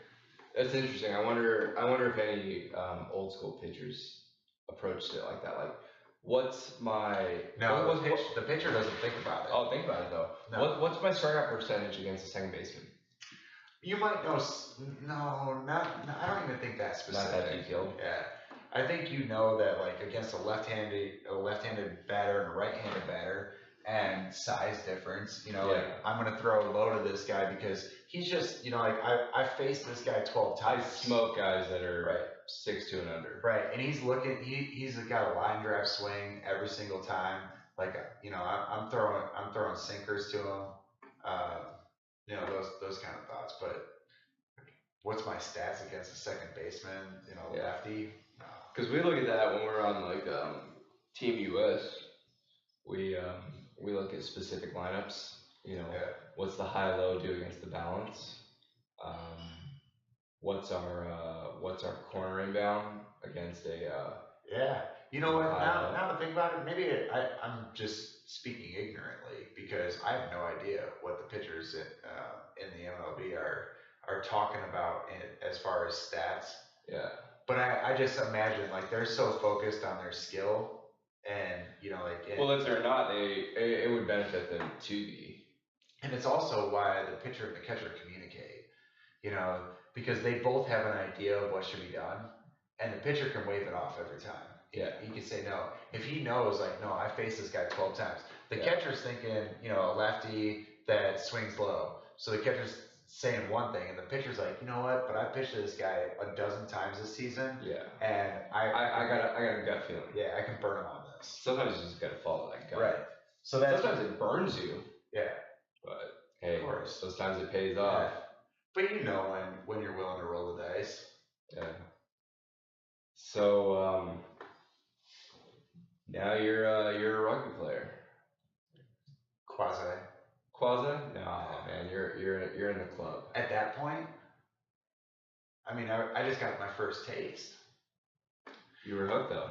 I was, but you know, I went out and I practiced a couple times with the Chicago team, and about a year or two later, and it was so far for me that it was hard for me to get hooked. Even though I love the sport of it and I love the theory of it and everything, it was just one of those things that was just like, it's going to be physically impossible for me at this point in my life to actually get to practice and become a serious rugby player. Yeah. Which was unfortunate, but reality. Yeah, it's you know, like I was very fortunate that Portland, they actually practiced at well, one of the practices we had at the VA in Vancouver, which is only maybe a 30-40 minute drive from me. But not only that, like we were also like a Division I team, so we were high level guys. All right, I gotta tell a story. One of my biggest mentors in this life, is a guy named Will Grew. Yeah. And he is a Paralympian rugby player and now hand cycles. Total stud. So, total stud, Navy veteran. I definitely would love to have him on the podcast sometime because he's just a great guy to talk to. He's just so down to earth, and you would never guess that he was this stud, this guy that just dominated. We were talking about the fastest rugby player in the world, and Will Grew to this day still holds the record for the Lakeshore Mile. I don't want to butcher it or anything. I don't remember what it is, but it's something ridiculous, like 5:16, something in that range. I want to say. I mean, correct me if I'm wrong, but it is one of those things. When I first met Will, total humble dude, and just was able to mentor me throughout life and helped usher in kind of what you see here today. I mean, he taught me a lot. I mean, we had talked about when you first come home from rehab and like how rugby teams have just this world of knowledge. And I used to carry around my old urinal, and when I would cath, I didn't know any better, and I would just cath right into a urinal and dump it out into the toilet.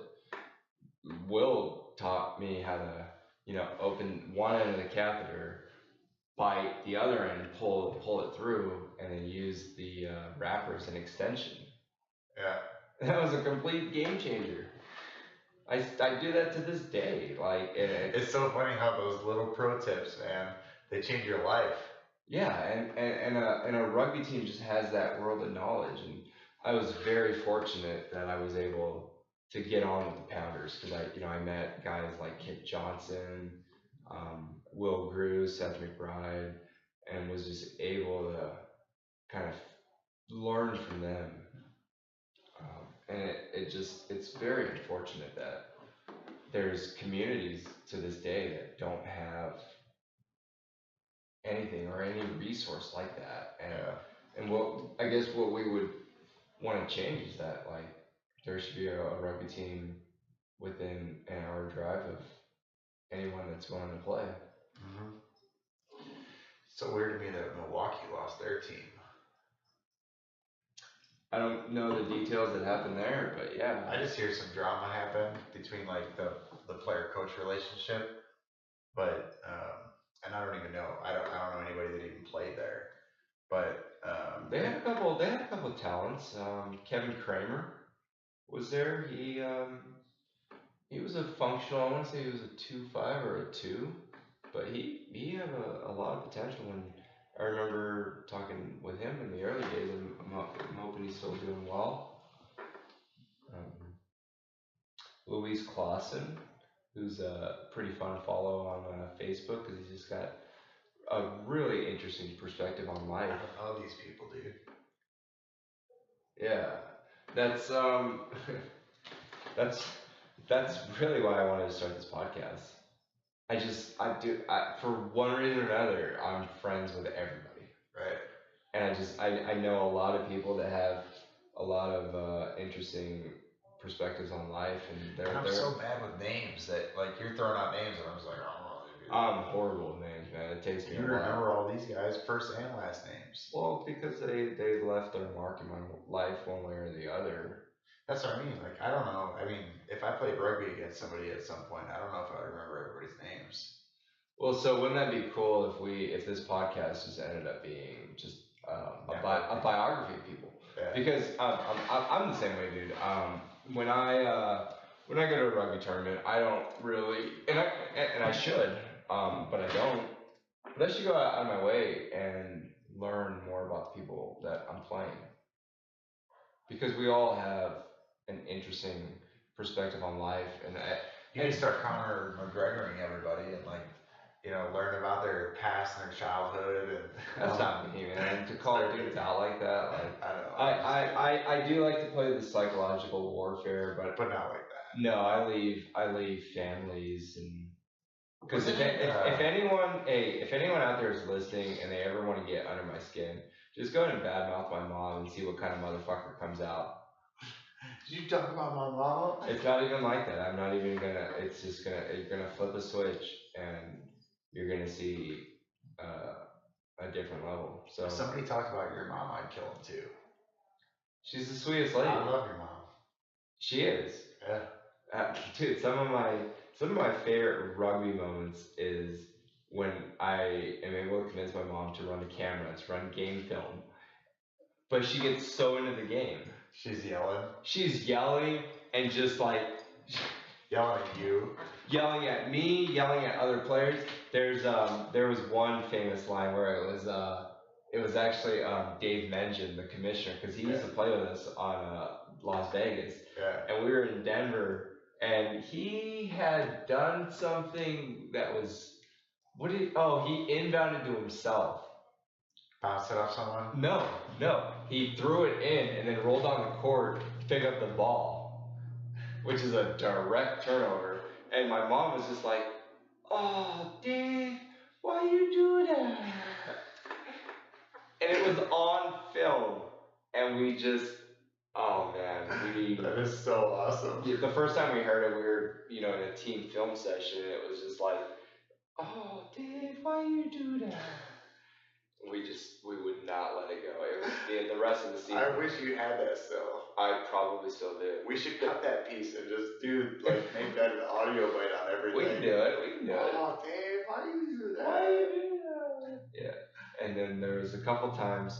So like my mom, she was a refugee from Laos, and English is probably her third or fourth language. Yeah. So she has, the typical troubles with the R's and all that. Yeah. And we were playing U of A, and they had a girl on the team named Chelsea, which for whatever reason is kind of a hard name to say. But the whole time she's filming, she's like, "What are you guys doing? Stop Chelsea! Stop Chelsea!" And we were just like, yeah, Shock was on the team, and we had a couple good laughs at Mom's expense, but she takes it in stride, and she's a good sport about it. Your mom is awesome. Yeah, she's actually coming out for nationals. We're still kind of all over the map, but you know what? I'm still feeling good. Pittsburgh. Yeah. 5 sports. Rugby was one of them. How'd you feel playing rugby? Oh man, I felt cool. Chris Hall intimidated the shit out of me. Jeff Odom, gave me my first little lesson, and next thing you know, I'm on the court and I'm hooked. You know who won it that year? Oh, let me guess. Yours truly. The only reason I remember that is because we had a really good team. We had Chet Miller, Tim Jones, and Scott Severn, and myself. Yeah. It was just a good, solid. I had Paul Mann. I had Paul Mann. Paul Mann was on my team for the first 5-6 years. It was awesome. I freaking love that guy. He's such a good dude. He's the nicest human being. Yeah. Yeah. He is definitely and I don't know if he realizes this, and I hope he does, and I hope he's listening. Like, he is one of the best human beings I've ever met, and like he just radiates a great energy. And he is one of the only people on the team that as far as my emails and my social media are concerned, that expresses gratitude, and regularly. Not to knock anybody else, but he's the only one that will say thank you for anything. Nobody else has ever done that. Yeah, he I hope he realizes that he is very much part of this family. Yeah, hell yeah, he is. I love that guy. And like, to be at 100% sincerity, like, I don't care if he can't contribute as much as some of the other 1-5s on the rugby court, but I will take him on the sideline over almost anyone, because he is never negative. Yeah. He's never the one to bring down the bench, and he knows that, like, maybe he can't contribute as much on the court, but I really hope he realizes that he contributes off the court. Contributes. You said that like 4 times now. That's so weird the way you say that word. Because my accent? No. You're just saying it weird. Like, it's not even your accent. You say contribute. contribute. Yeah. He contributes, not contributes. I mean, to each his own. But I've never heard it said that way. Or I mean, maybe I have, I just never realized it. Potato, potato. I know, there's only one real way to say it. Because if somebody said potato, you'd be like, you're an asshole.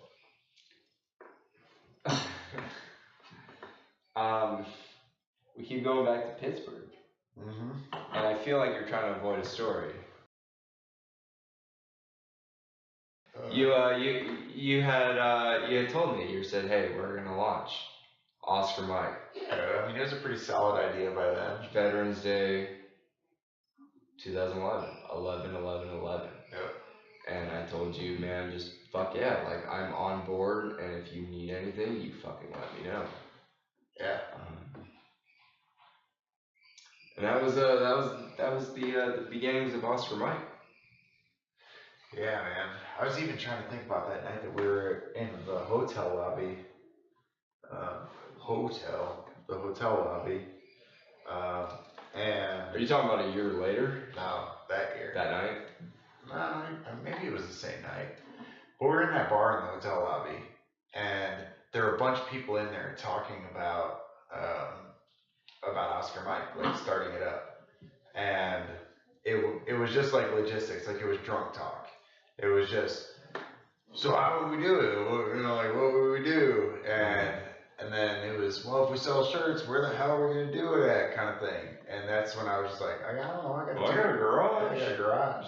Fuck, I don't know. And well, if we did it, who's gonna run it? Who's gonna like basically manage it day to day? And I was like, well, if somebody helps me get it all up and going, then I'll do it.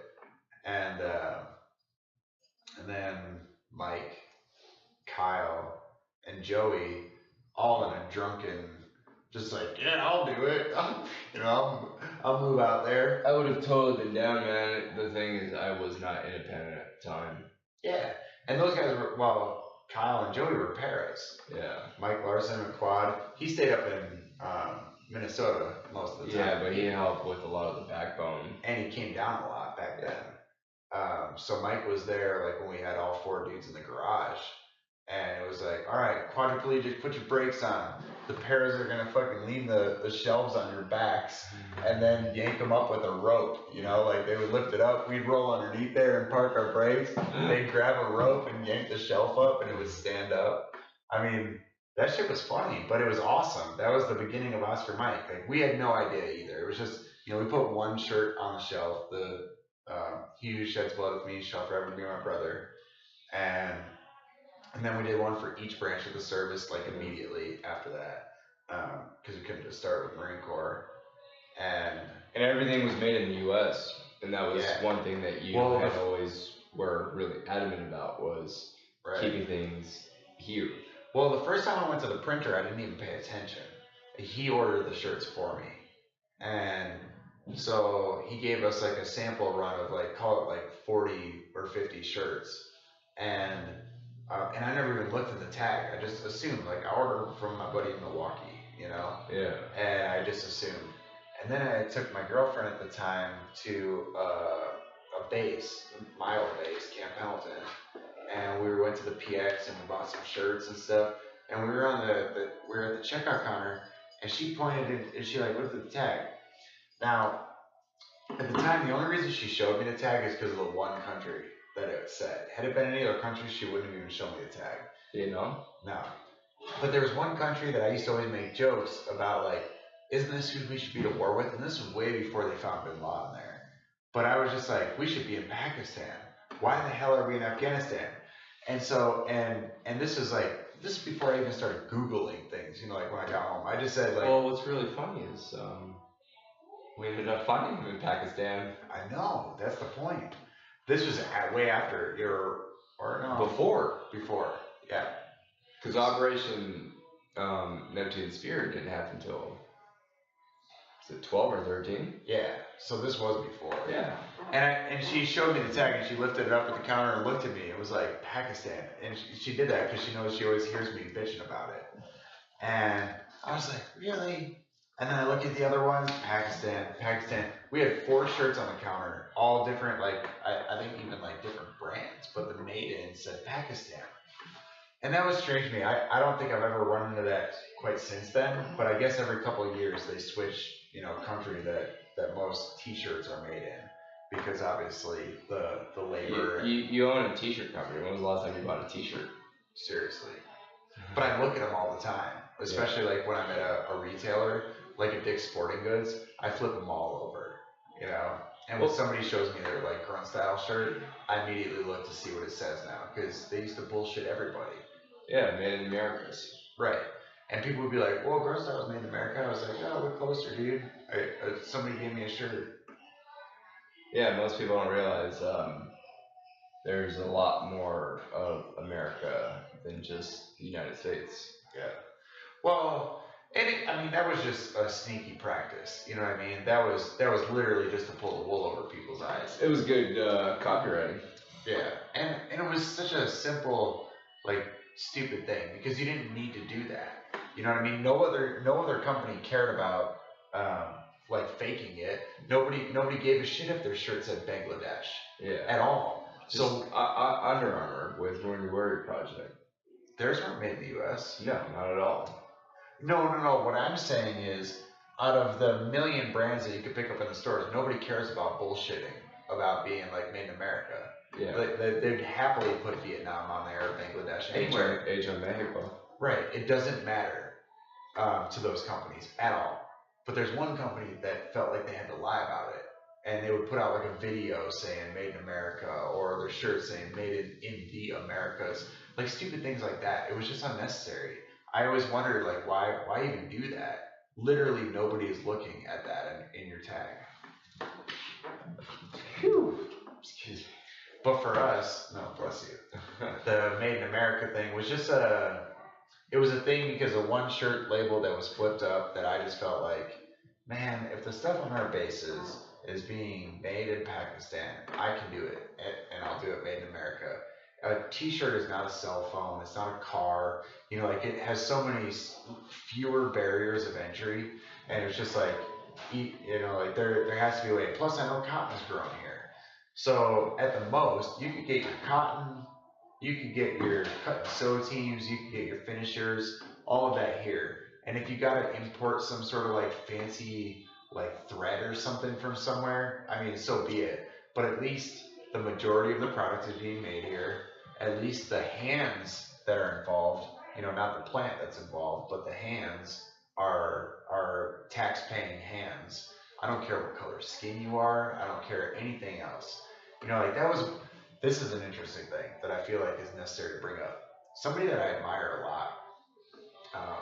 I was having a conversation with him, and it was strange to hear these words come out of that person's mouth, because I would have assumed, a bit more educated.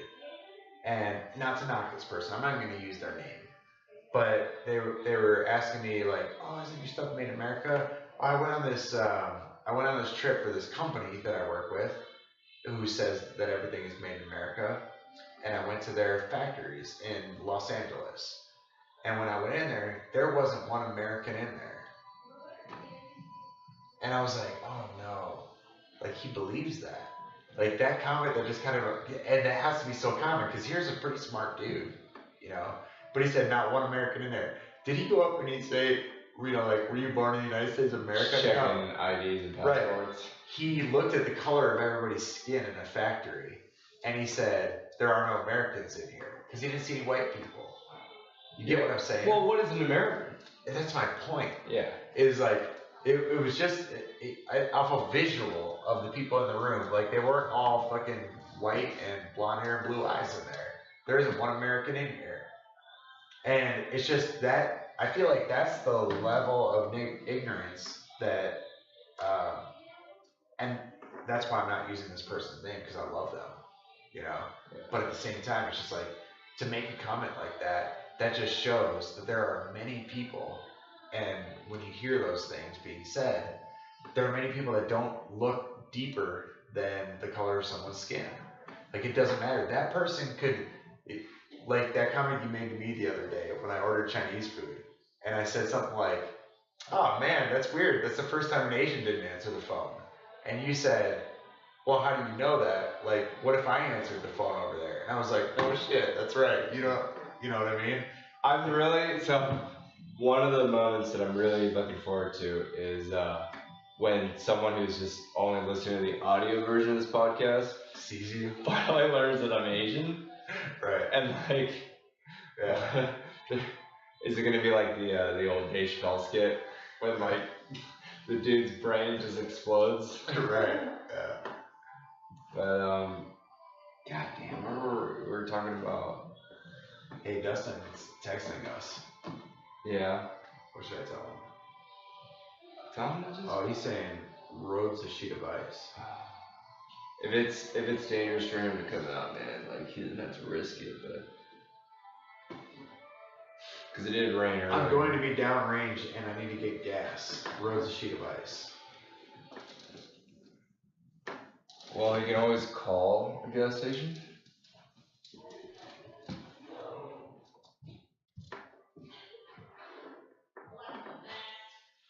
I'm just saying our yes mic right now. Dustin is one of our new athletes. He's only 2 years post injury. He's a former Marine and has been I want to say he's been pretty motivated to want to find the independence that he. He's calling right now. All right, he's calling right now. We're gonna get on the show. Hey, what's up, Dustin? Hey, dude, we're actually recording the podcast for real. Hello? Hey, let me turn. I got this navigation going, so it's like cut you out. Let's call you right back. All right. Well, we'll see. We'll see what happens. Don't even tell him he's on. Dustin, no, I'm going to. I have to. I think for legal. He's just gonna ask us questions. For legal reasons. I don't want him to like reveal that he like just murdered someone or anything because I don't need to be like, an accessory murder. I don't know what to do, man. I just killed this guy. So I'm gonna need you out here as soon as possible. Like, abort. Dustin, no, don't use the word abort. Dustin is he's one of our new guys. He's only been hurt about 2 years, and he's just really trying to find his independence. Yeah, he's motivated to start finding his independence, which is a really welcoming sign, and I want to try to help him as much as I can, but I want to make sure that he's ready. He's actually calling right now. Hey, what's up, man? Hey, fucking roads are shit, man. Hey, we have you on the podcast on speakerphone, but I'm gonna find a way to work this into the whole first episode. You're finding a way to what? I'm gonna find a way to work this into the episode somehow. Have a cripple slide up, fucking go in a ditch on the podcast. Oh, don't do that. Yeah, don't do that. Are you on your way? Yeah, I'm about to pull over, try to get somebody to pump some gas for me. Okay. Yeah, man. If you just call the gas station, they'll come out and help you. Yeah, I just stopped at one in Lake Geneva, and like the guy, it took me forever to find a number, and I called the guy, he's like, oh, I can't leave the,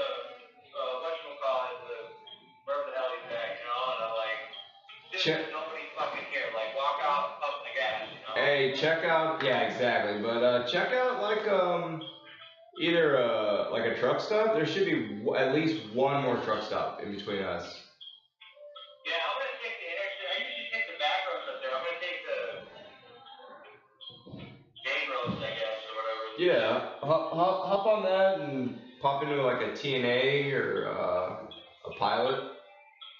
Yeah, I'll do that. Alright, cool. I'll be there probably 45 minutes or less. All right, man. Hopefully we'll have things kind of wrapped up. Alright, no big deal. Hey, I know it's your girlfriend, but like, she'll be able to give me a hand, you said? I'll give you a hand. I mean, you're not looking for a hand job, right? Yeah, dude, hand job, man. No, she's all. Oh man, it's like getting into bed, like, and how am I gonna get out of bed? Hey, yeah, both, dude. I'll show you. Yes, you will learn the ways. Alright. Alrighty. I mean, Alright, it might take a little while, but we'll make it happen. Alright. Alright. Alright, I'll be there in a bit. Alright, see ya. Alright, dude.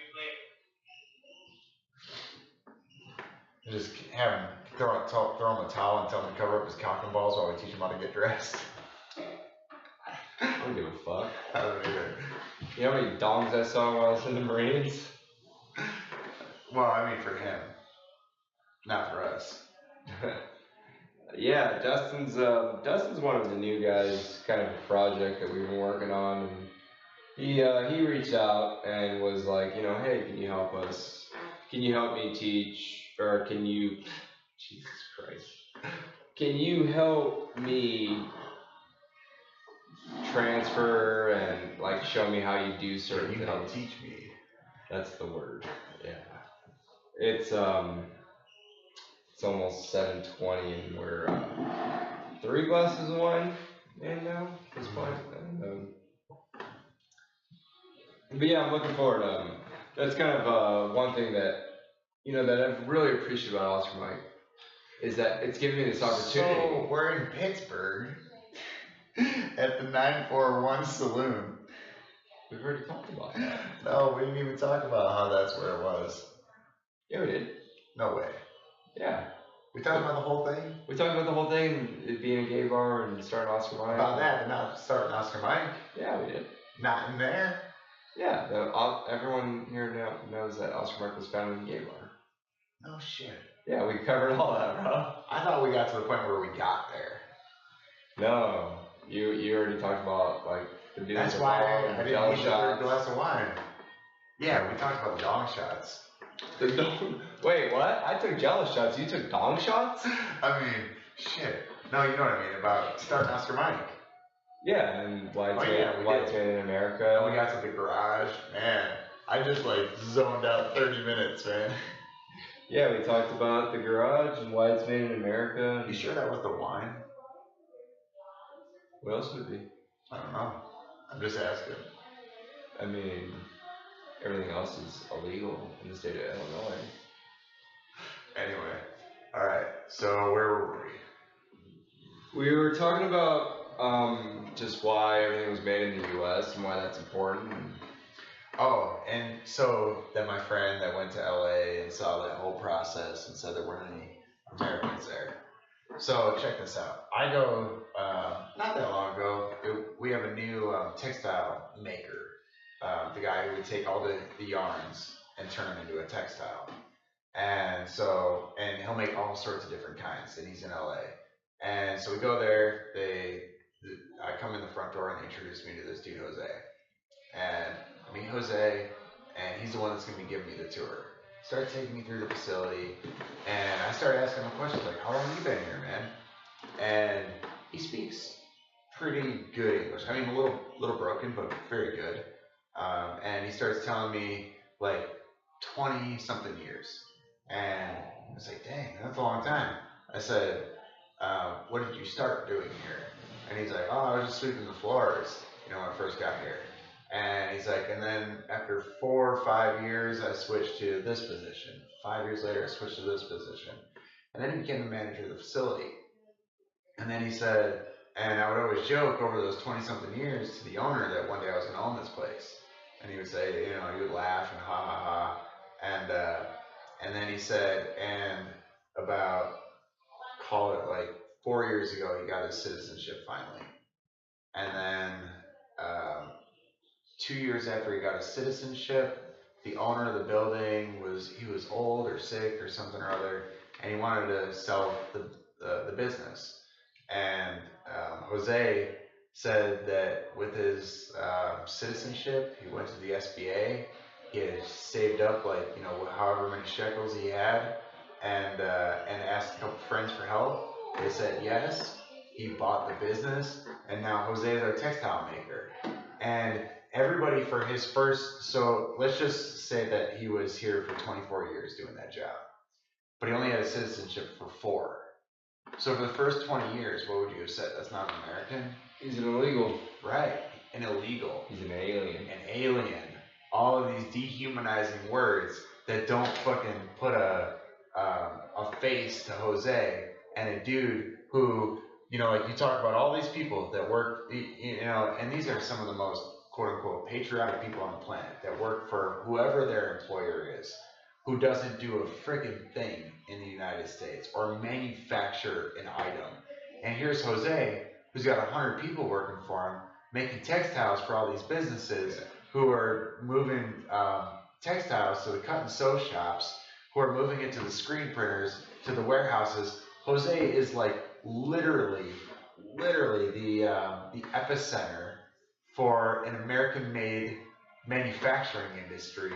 Well, and for 20 years, people would have judged him based on the way he spoke or the way he looked. That's the American dream. He lived. He embodies the the American American dream. Yeah. But for how many years have people have said that comment that my buddy made, like, there wasn't one American in that building. Yeah. You know what I mean?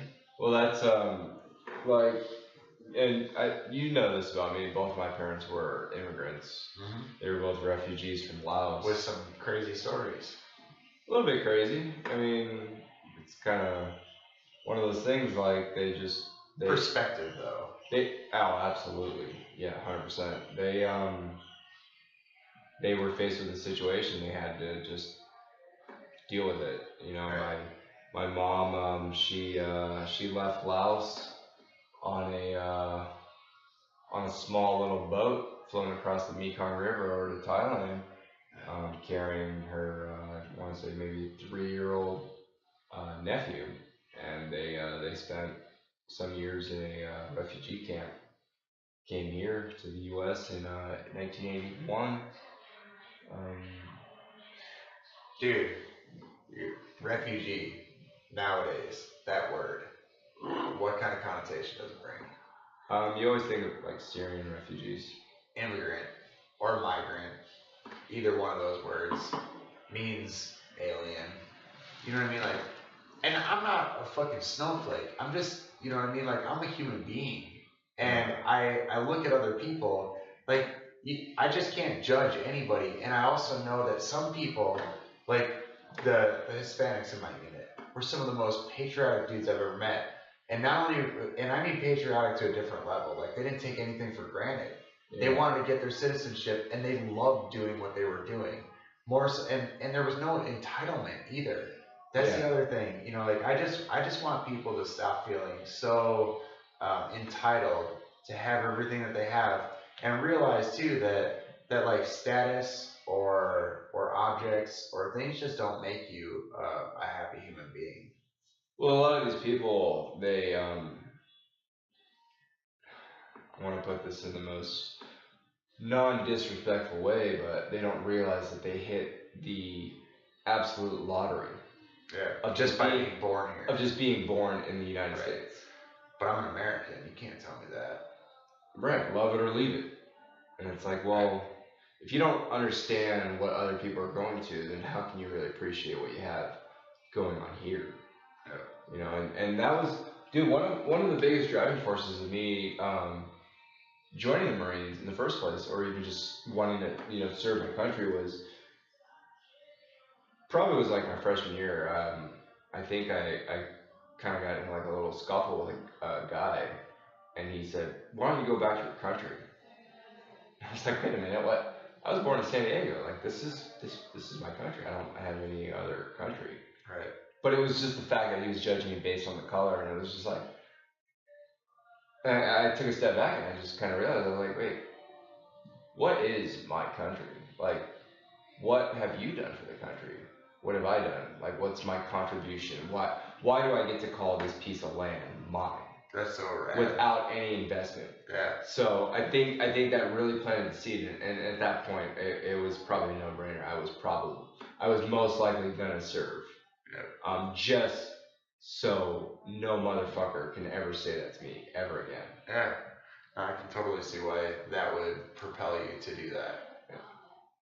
And it was just, it was one of those things. It happened, I reacted, and that's the same as there's not one American in this building, you know, making your stuff.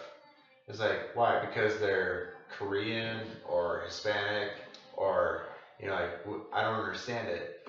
Would you, like, and not to you, but whoever's saying this, would you work in a factory in LA with the cost of living at $12 an hour?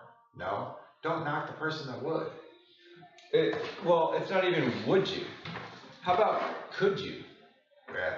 Could you live in a metropolis like that for $12 an hour? No, that's my point. Give up all those luxuries that you're so freaking used to. Yep.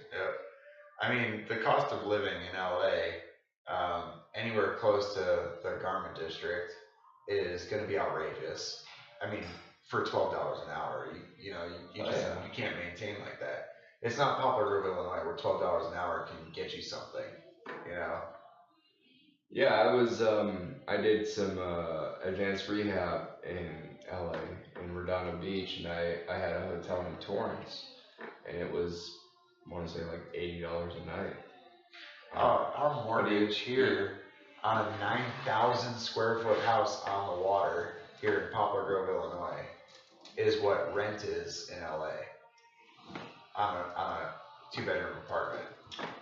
Probably in the hood. Yeah. Yeah,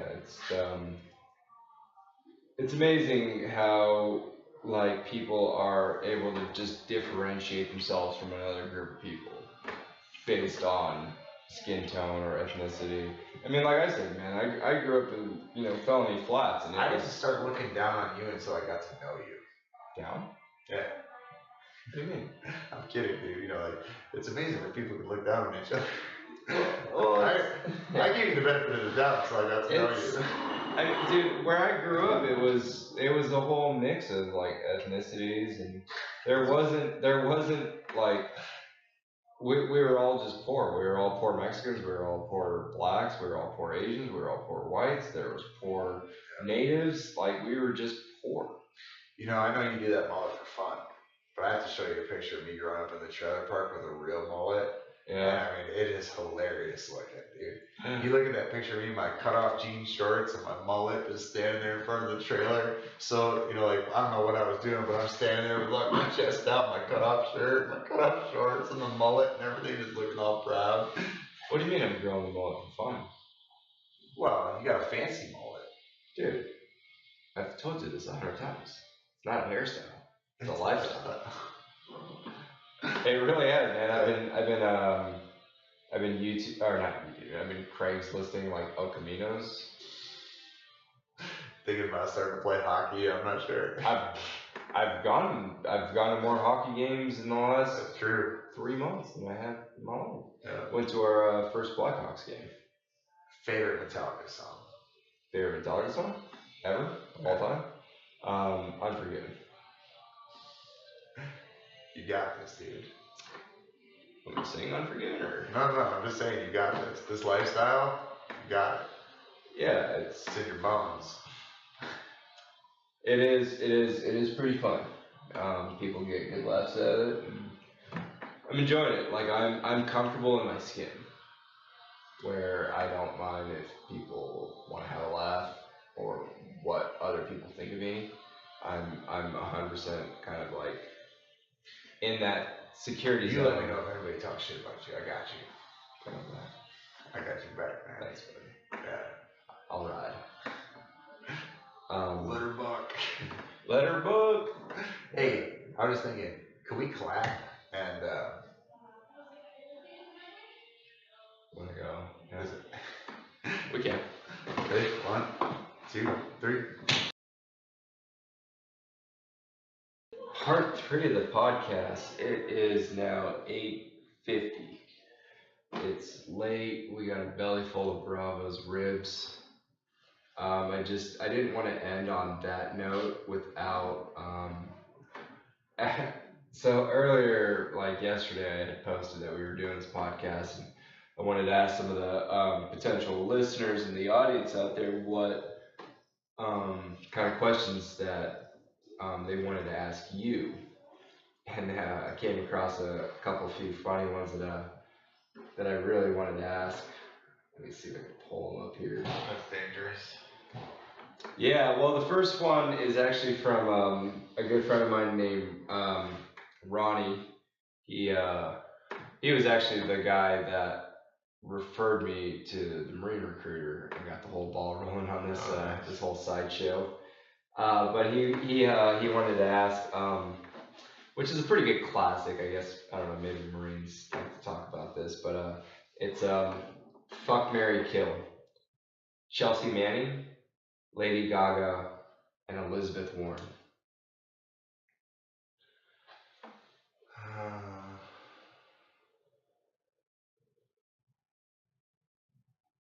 Chelsea Manning, Elizabeth Warren, and Lady Gaga.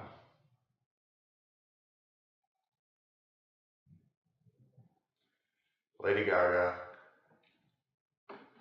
Elizabeth Warren, Chelsea Manning. It's pretty safe. Yeah. So, done. I don't even need to debate it. I got my reasons. Yeah. Alright, we won't get too deep into that one. Oh, you know what? Here's a pretty good one. It's from an old high school teacher of mine. Really big influence in my life, Miss Daniels. She was my business and marketing teacher. And if you ever wonder why I know so much, or I think I know so much about like advertising and marketing or anything I learned in the business world, I learned from Miss Daniels and DECA and all those marketing classes running the student store. And well, let's hear what's Miss Daniels got.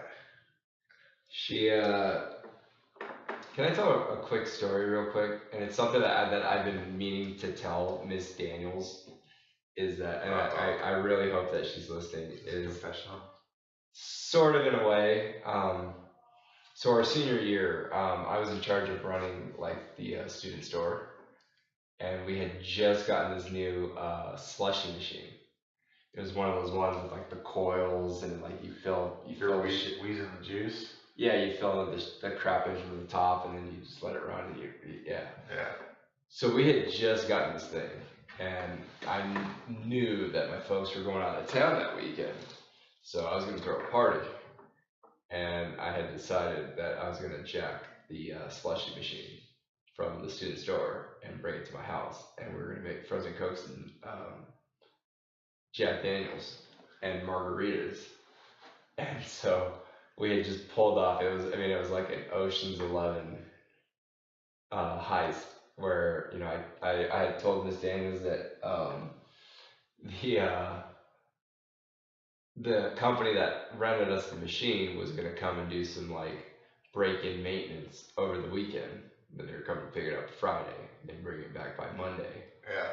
And so I had just gone to like the cafeteria, grabbed one of those little carts, rolled into the student store, put the machine on a cart, put a blanket over it, rolled it out, threw it in my SUV, just drove off with it for the week. And so when we had this party, man, like people showed up and they were like, "Is that the slushy machine from the student store?" Like, yeah, man. That's pretty awesome. Yeah, we threw that epic party. We had the frozen Cokes and Jack and the margaritas on one end. We had jungle juice. It was just a wild night, but we ended up, cleaning the machine out, making sure it didn't reek of any alcohol or anything. Yeah, we ran just water and bleach through that thing, and we brought it back, and I don't think she ever knew until this moment. So if she's sorry, Miss Daniels. if she's listening, I am so sorry, but it was one of those things that just, I'm sure she can find it in her heart to forgive you. Kids will be kids. Anyway, sorry about that tangent, man. I felt like that was a good opportunity to kind of relieve that burden from my shoulders. Been weighing on me. It has. Well, I joke with my buddy Matt, like, dude, when are you gonna tell her about that? Like, when are you? I was like, I have to, I guess, right? Like, it's been over 10 years. Like, I kind of have to tell her. I always said, like, next time I see her, I'll break her. I'll let her in on it. So I guess I don't know if she's listening. Sorry, but I hope it turned out all right. But she wanted to know, What was kind of your motivation to become an entrepreneur?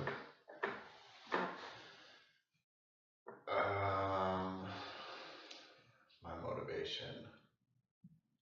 I'm sure there were a bunch of reasons. Nothing like stands out as like I really wanted to be an entrepreneur.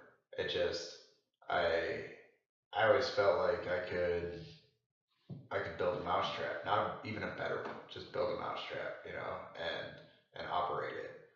And I enjoyed doing it ever since I was a kid.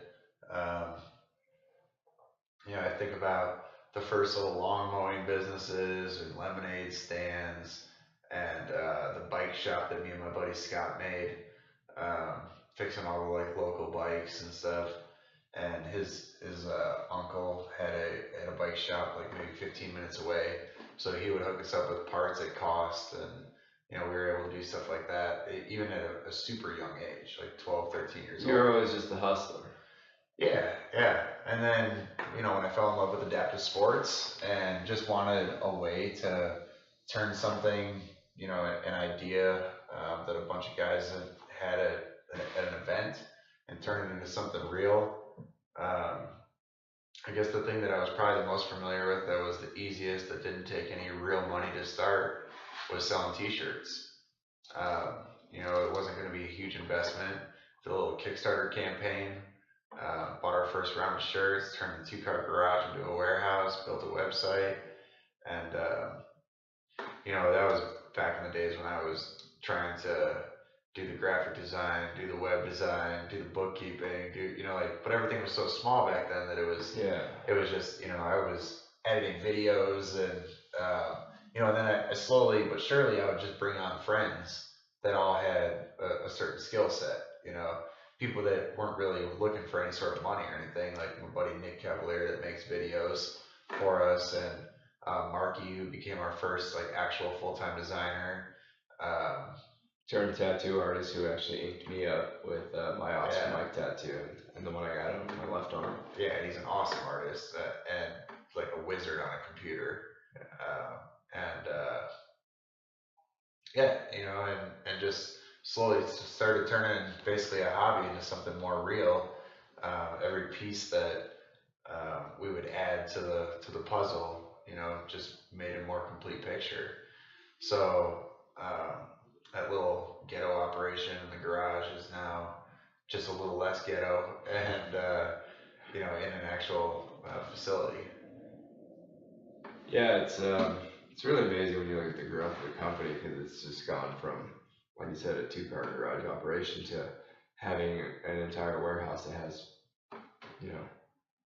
an entire inventory of just a great selection of just all sorts of apparel. Not necessarily like the moto gear, which it's all fun and all, but the stuff that I wear, and I think that really resonates with like a lot of the civilian supporters, is just the brand and what it means. Yeah. And in some ways it's still, I wouldn't say it's just a hobby anymore, because we actually have a staff. But for me personally, like I just wish that I could always dedicate more time. You know what I mean? There's not enough hours in a day, because if you're a quadriplegic who is, just that lifestyle means a little bit different, like your typing, your energy levels, your, like everything is quite a bit different than somebody that would be able-bodied. And then starting a business, starting a nonprofit, and then participating in both the business and the nonprofit, and trying to have a tiny bit of a social life for yourself too. There's just not a whole lot of time, or not enough time to do all the things that you wish you could. Yeah, I really don't know how you do it. Just to be able to keep afloat like that and keep your energy going, and to be able to just channel so much energy into what you do, because everything that you do requires that 100% attention, and it's like you don't want to fail. Right, because you're not failing yourself, you're failing a ton of other people at this point. Yeah, and it's got to go back to kind of being a Marine and not wanting to let anyone down. Yeah. I mean, you can pull a lot from that. Dude, as Marines, we've fought in, every single war since 1775, and we've never lost a battle. And I think that's because nobody wants to be that first Marine unit to lose a battle. Yeah. And you can argue like what constitutes a loss, but Right. when it came to racking up bodies, nobody ever did it better. Yeah, that's a fact. Alright, let's move on to the next question. Thank you, Ms. Daniels, for that question. Yeah, that was a good one. Here's one a little more lighthearted. Destiny Wood wants to ask, which crayon flavor is your favorite and why? Blue. Because it tastes like sky. I mean, it all tastes the same when you put, jalapeno cheese on it. That's true. Yeah, I mean, it's whatever. I don't know why that became such a thing recently, the whole crayon eating thing. I don't either. It was always kind of just a toss-away line that people would go like, hey, come on, you crayon eaters, or Right. come on, you window lickers. Yeah. It was just kind of a throwaway But line. then memes came along and Yeah, meme culture and the internet's just a really strange place.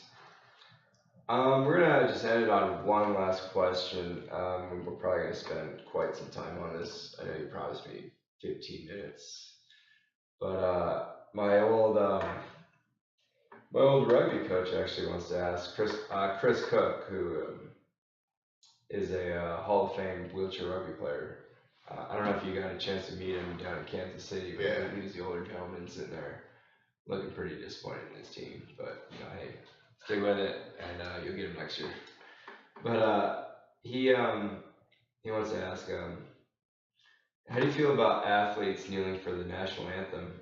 Do vets discuss this? Is it disrespecting the flag, or are there bigger picture issues discussed? It's funny that he ended with, or are there bigger picture issues to discuss? Because there definitely are. It's like one of those things that if I was sitting on my little brother's chest doing the typewriter to him, and he acted like it was no big deal and didn't put any attention on it, I stopped almost immediately. But you pour fuel on the fire and you start whining and crying and squirming, and I'm going to keep going, right? Because that's what big brothers do. But at the same time, like if you look at this argument, and it was made a huge deal immediately. Yeah. Colin Kaepernick taking a knee to stand up for what he believes he was standing up for, or taking a knee for. Yeah, and just so we're clear, it was because of police brutality and just like kind of the injustice of. It was like just injustice in general. Yeah, the killing of unarmed black men, primarily at the hands of. To be honest with you, I don't care what the exact issue was. I really don't. Like, people can say that they know what Colin Kaepernick was thinking. He can even say, this is what I was doing it for. Yeah. But when it comes down to it, I hear people bitching all the time about, or laughing at protesters. I think protesting is awesome. So I'm not opposed to it at all. And I think peaceful protest is like the smartest and best way to go about things. I remember during the elections, people were like laughing or complaining about people marching in the streets in certain areas and blocking This was 2016. Yeah, blocking off the highways. It's like, who cares? Let them. And well, they think that it's going to make a difference, but it isn't. It is. You're talking about it. Well, there's a reason that our right to protest is the First Amendment. Yeah. Well, and like if you really want to drill down on it, it's like that person protesting in the street that started a little mob there and blocks off an intersection for a little bit of time before they get shooed out of there. They now have local news watching them. Local news pulls in local politicians to talk about it. or, you know, like local politicians get involved, it makes the national news circuit, like CNN or Fox or something. Now it's on the national news circuit. Now it's a public conversation that we're talking about.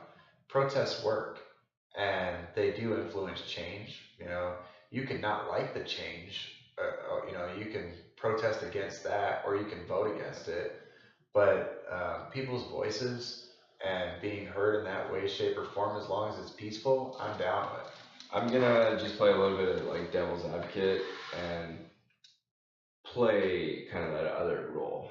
This isn't like what I believe or anything, but like let's just say one of their arguments is that, well, I agree with what he's protesting, but I don't agree with how he's going about it. Like he's disrespecting. Is there a better way? He's disrespecting the troops. He's spitting on the graves of every fallen soldier. Do you believe that? Absolutely. No, I'm playing devil's advocate here, but I can't have a conversation with people that think like that. It's too hard for me. I would rather stay out of the conversation. So here's my opinion on the thing. Like, I think it's the exact opposite. By protesting, they're exercising a right that soldier died for. And that's a cool viewpoint on it, in my opinion. And you know, there could be much worse ways to go about it.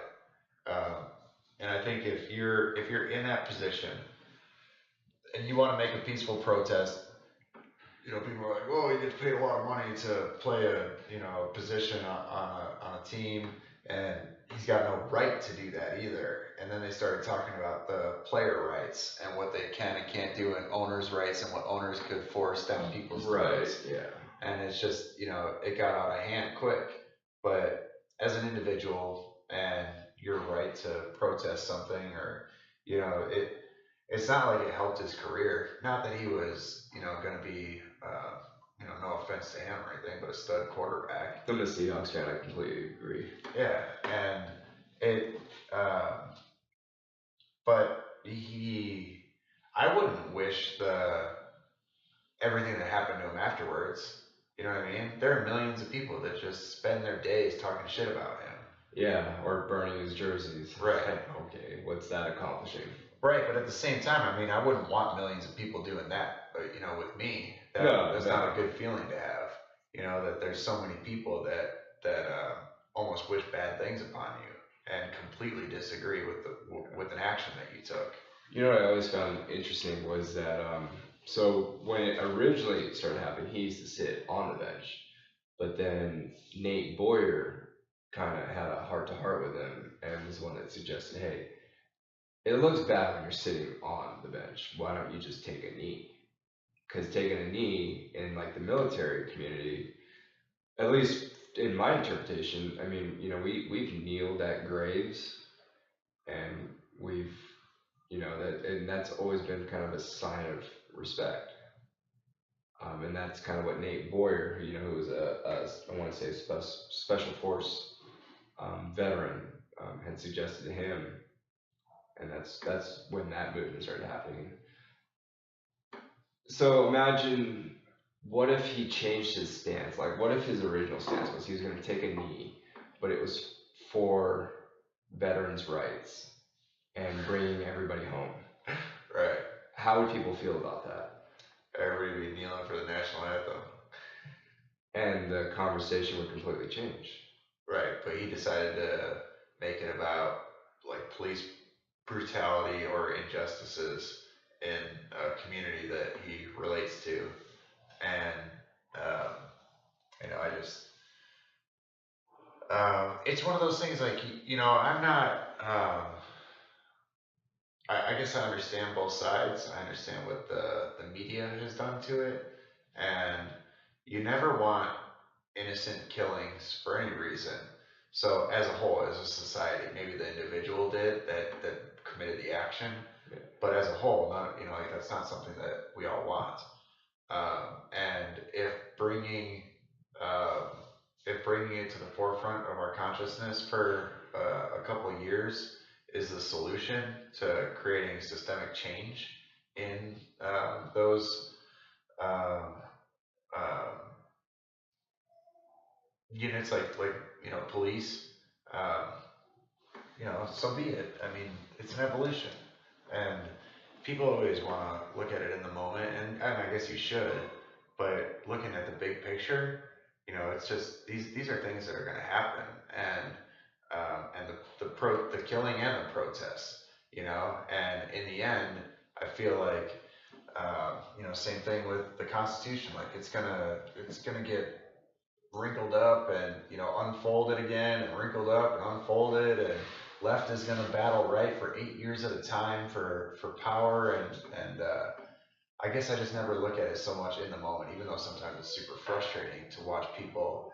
I think with every debate or issue, you should always look 50 years into the future, and make sure that you're on the right side of history, because if you can see things progressing to that point in 50 years, then that's the way that you should look at any issue. There's no point in dragging the old ball and chain, along. And, um, conservatism, I think, is great for many things, and tradition, but at the same time, progression is already happening, so progression and conservatism there has to be a happy medium, and you can't go, just know this, you can't go back in time. You can stay where you're at, or you can move forward, but you're not going back in time. The train has already left the station. Yeah, that's really interesting points. I think we should end it on that. Alright. We got a house full of people. They're waiting for us. I think we covered up quite a bit. Really look forward to doing this more in the future. And like, I'm not too concerned about how the video is and the audio. I mean, as long as the audio is good, it's fine. Like I was telling you outside, like we're doing this for us, and if we garner an audience, then hooray. But I think I really look forward to just having conversations with friends that I have, versus kind of following like a structured thing. But I do like the whole questions thing. Yeah. That was fun. Were there any other ones? Or was that it? There's yeah, okay, here, let me pull one up from Instagram. It was from a rugby player in California, Eric Baker, who I know I've been slacking off on sending you out them stickers, but they went out in the mail yesterday, so you'll probably get them like sometime next week, or maybe by the time you listen to this.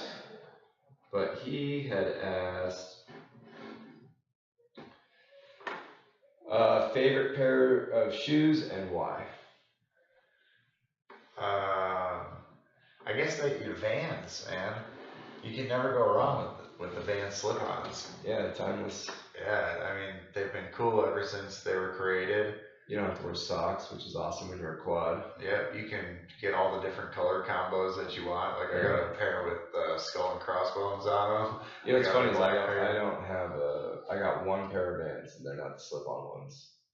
Mine aren't the slip-on ones either. Yeah, I had to get them for a wedding. I forget what they're called. But just the traditional ones. What is that, like the half calves or whatever they're called. I had to get them for a wedding. My favorite pair? It's gotta be the Uggs. Yeah, the slip-on Uggs. Yeah. Tom Brady wears them. They're comfortable. You don't have to wear socks. Yeah. They're warm. They're timeless. They're classy. You can wear them with jeans. Yeah, those are a classy pair of shoes you got there. Yeah, the only problem is I don't wear socks, so sometimes they get kind of sticky. And you gotta kind of like, I don't know what you do. That Tenactin. You just hit it with Tenactin. Yeah, you don't wear them for a week, and it's Tenactin. And this podcast is sponsored by Tenactin.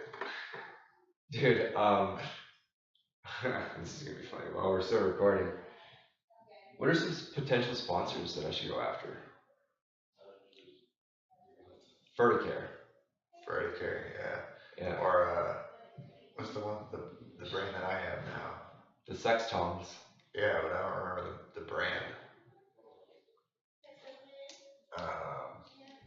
Coloplast catheters. Physical magic bullets. Jeez, you're hitting them all. Freedom Rider? Surgaloo. Freedom Rider. Freedom Rider. Yeah, hey, if anyone out there from Freedom Rider is listening, yeah, I'll totally take some sponsorship money and promote your products. I hear it's great. I haven't used one personally, but Noah's a big fan. Yeah. Same with the Sex Tongs guys. Yeah. Big fan of that, midnight vacuuming. Midnight vacuuming, that's right. Yeah, I can't get away from cleaning up at night. You just keep spilling stuff, and I just keep hearing a vacuum. If any of those companies are listening, some sound suppression technology would be very useful. Those things are pretty loud. My parents live with me, and I can only use it when they're away. Let's see, who else would be a good one? Well, since we're on the sex talk, or at least innuendos, box chairs. Box chairs would be cool. Hey, I have a box chair that I use when I travel overseas. It's a suspension chair, and that thing is a tank, and I'm looking forward to taking it to a lot of countries. I just worry about the last couple of friends I have that ordered them and the issues that they had, but I'm sure those are just flukes. They're a cool looking chair for sure, and dudes do gnarly stuff in those chairs. Yeah. I don't personally know Aaron Fotheringham, but I would like to get him on the podcast. That'd be cool. Yeah. We lived in Vegas, never ran into the guy, but I got mistaken for the guy all the time. Sometimes I was just like, yeah, what's up? That's funny. Who else would be a good sponsor? PVA. Yeah. They've always been really good big supporters. DAV's been pretty good to me too. DAV is awesome. Gary Sinise, if you're out there, I sold you a shirt one time. Semper Fi Fund. They do some Yeah. cool stuff. Yeah, they got this really cool. My mom went on. They had a caregivers retreat. USQRA. USQRA would be cool. But going back to Semper Fi Fund, we had a caregivers retreat, or they hosted a caregivers retreat, and sent my mom out, and they paid for the flights, and they went out to Scottsdale for the weekend with a bunch of other caregivers from around the country, and they I think it was a good week. It was a good weekend for her. It was just a chance for her to just get away from all the bullshit and not have to worry about anything. And they did yoga and painting and Nice. workshops, and it was really good. I'll definitely I think it'd be cool. If we can get your mom out there. She looks like she could or she could probably use a break. I don't know what she's going through, but just moms like breaks. Alright. And it's Scottsdale. Yeah. Not Arizona. It's out of this fucking bullshit. But yeah, man. Let's wrap it up. Bravo, man. Nice job. That was fun to do.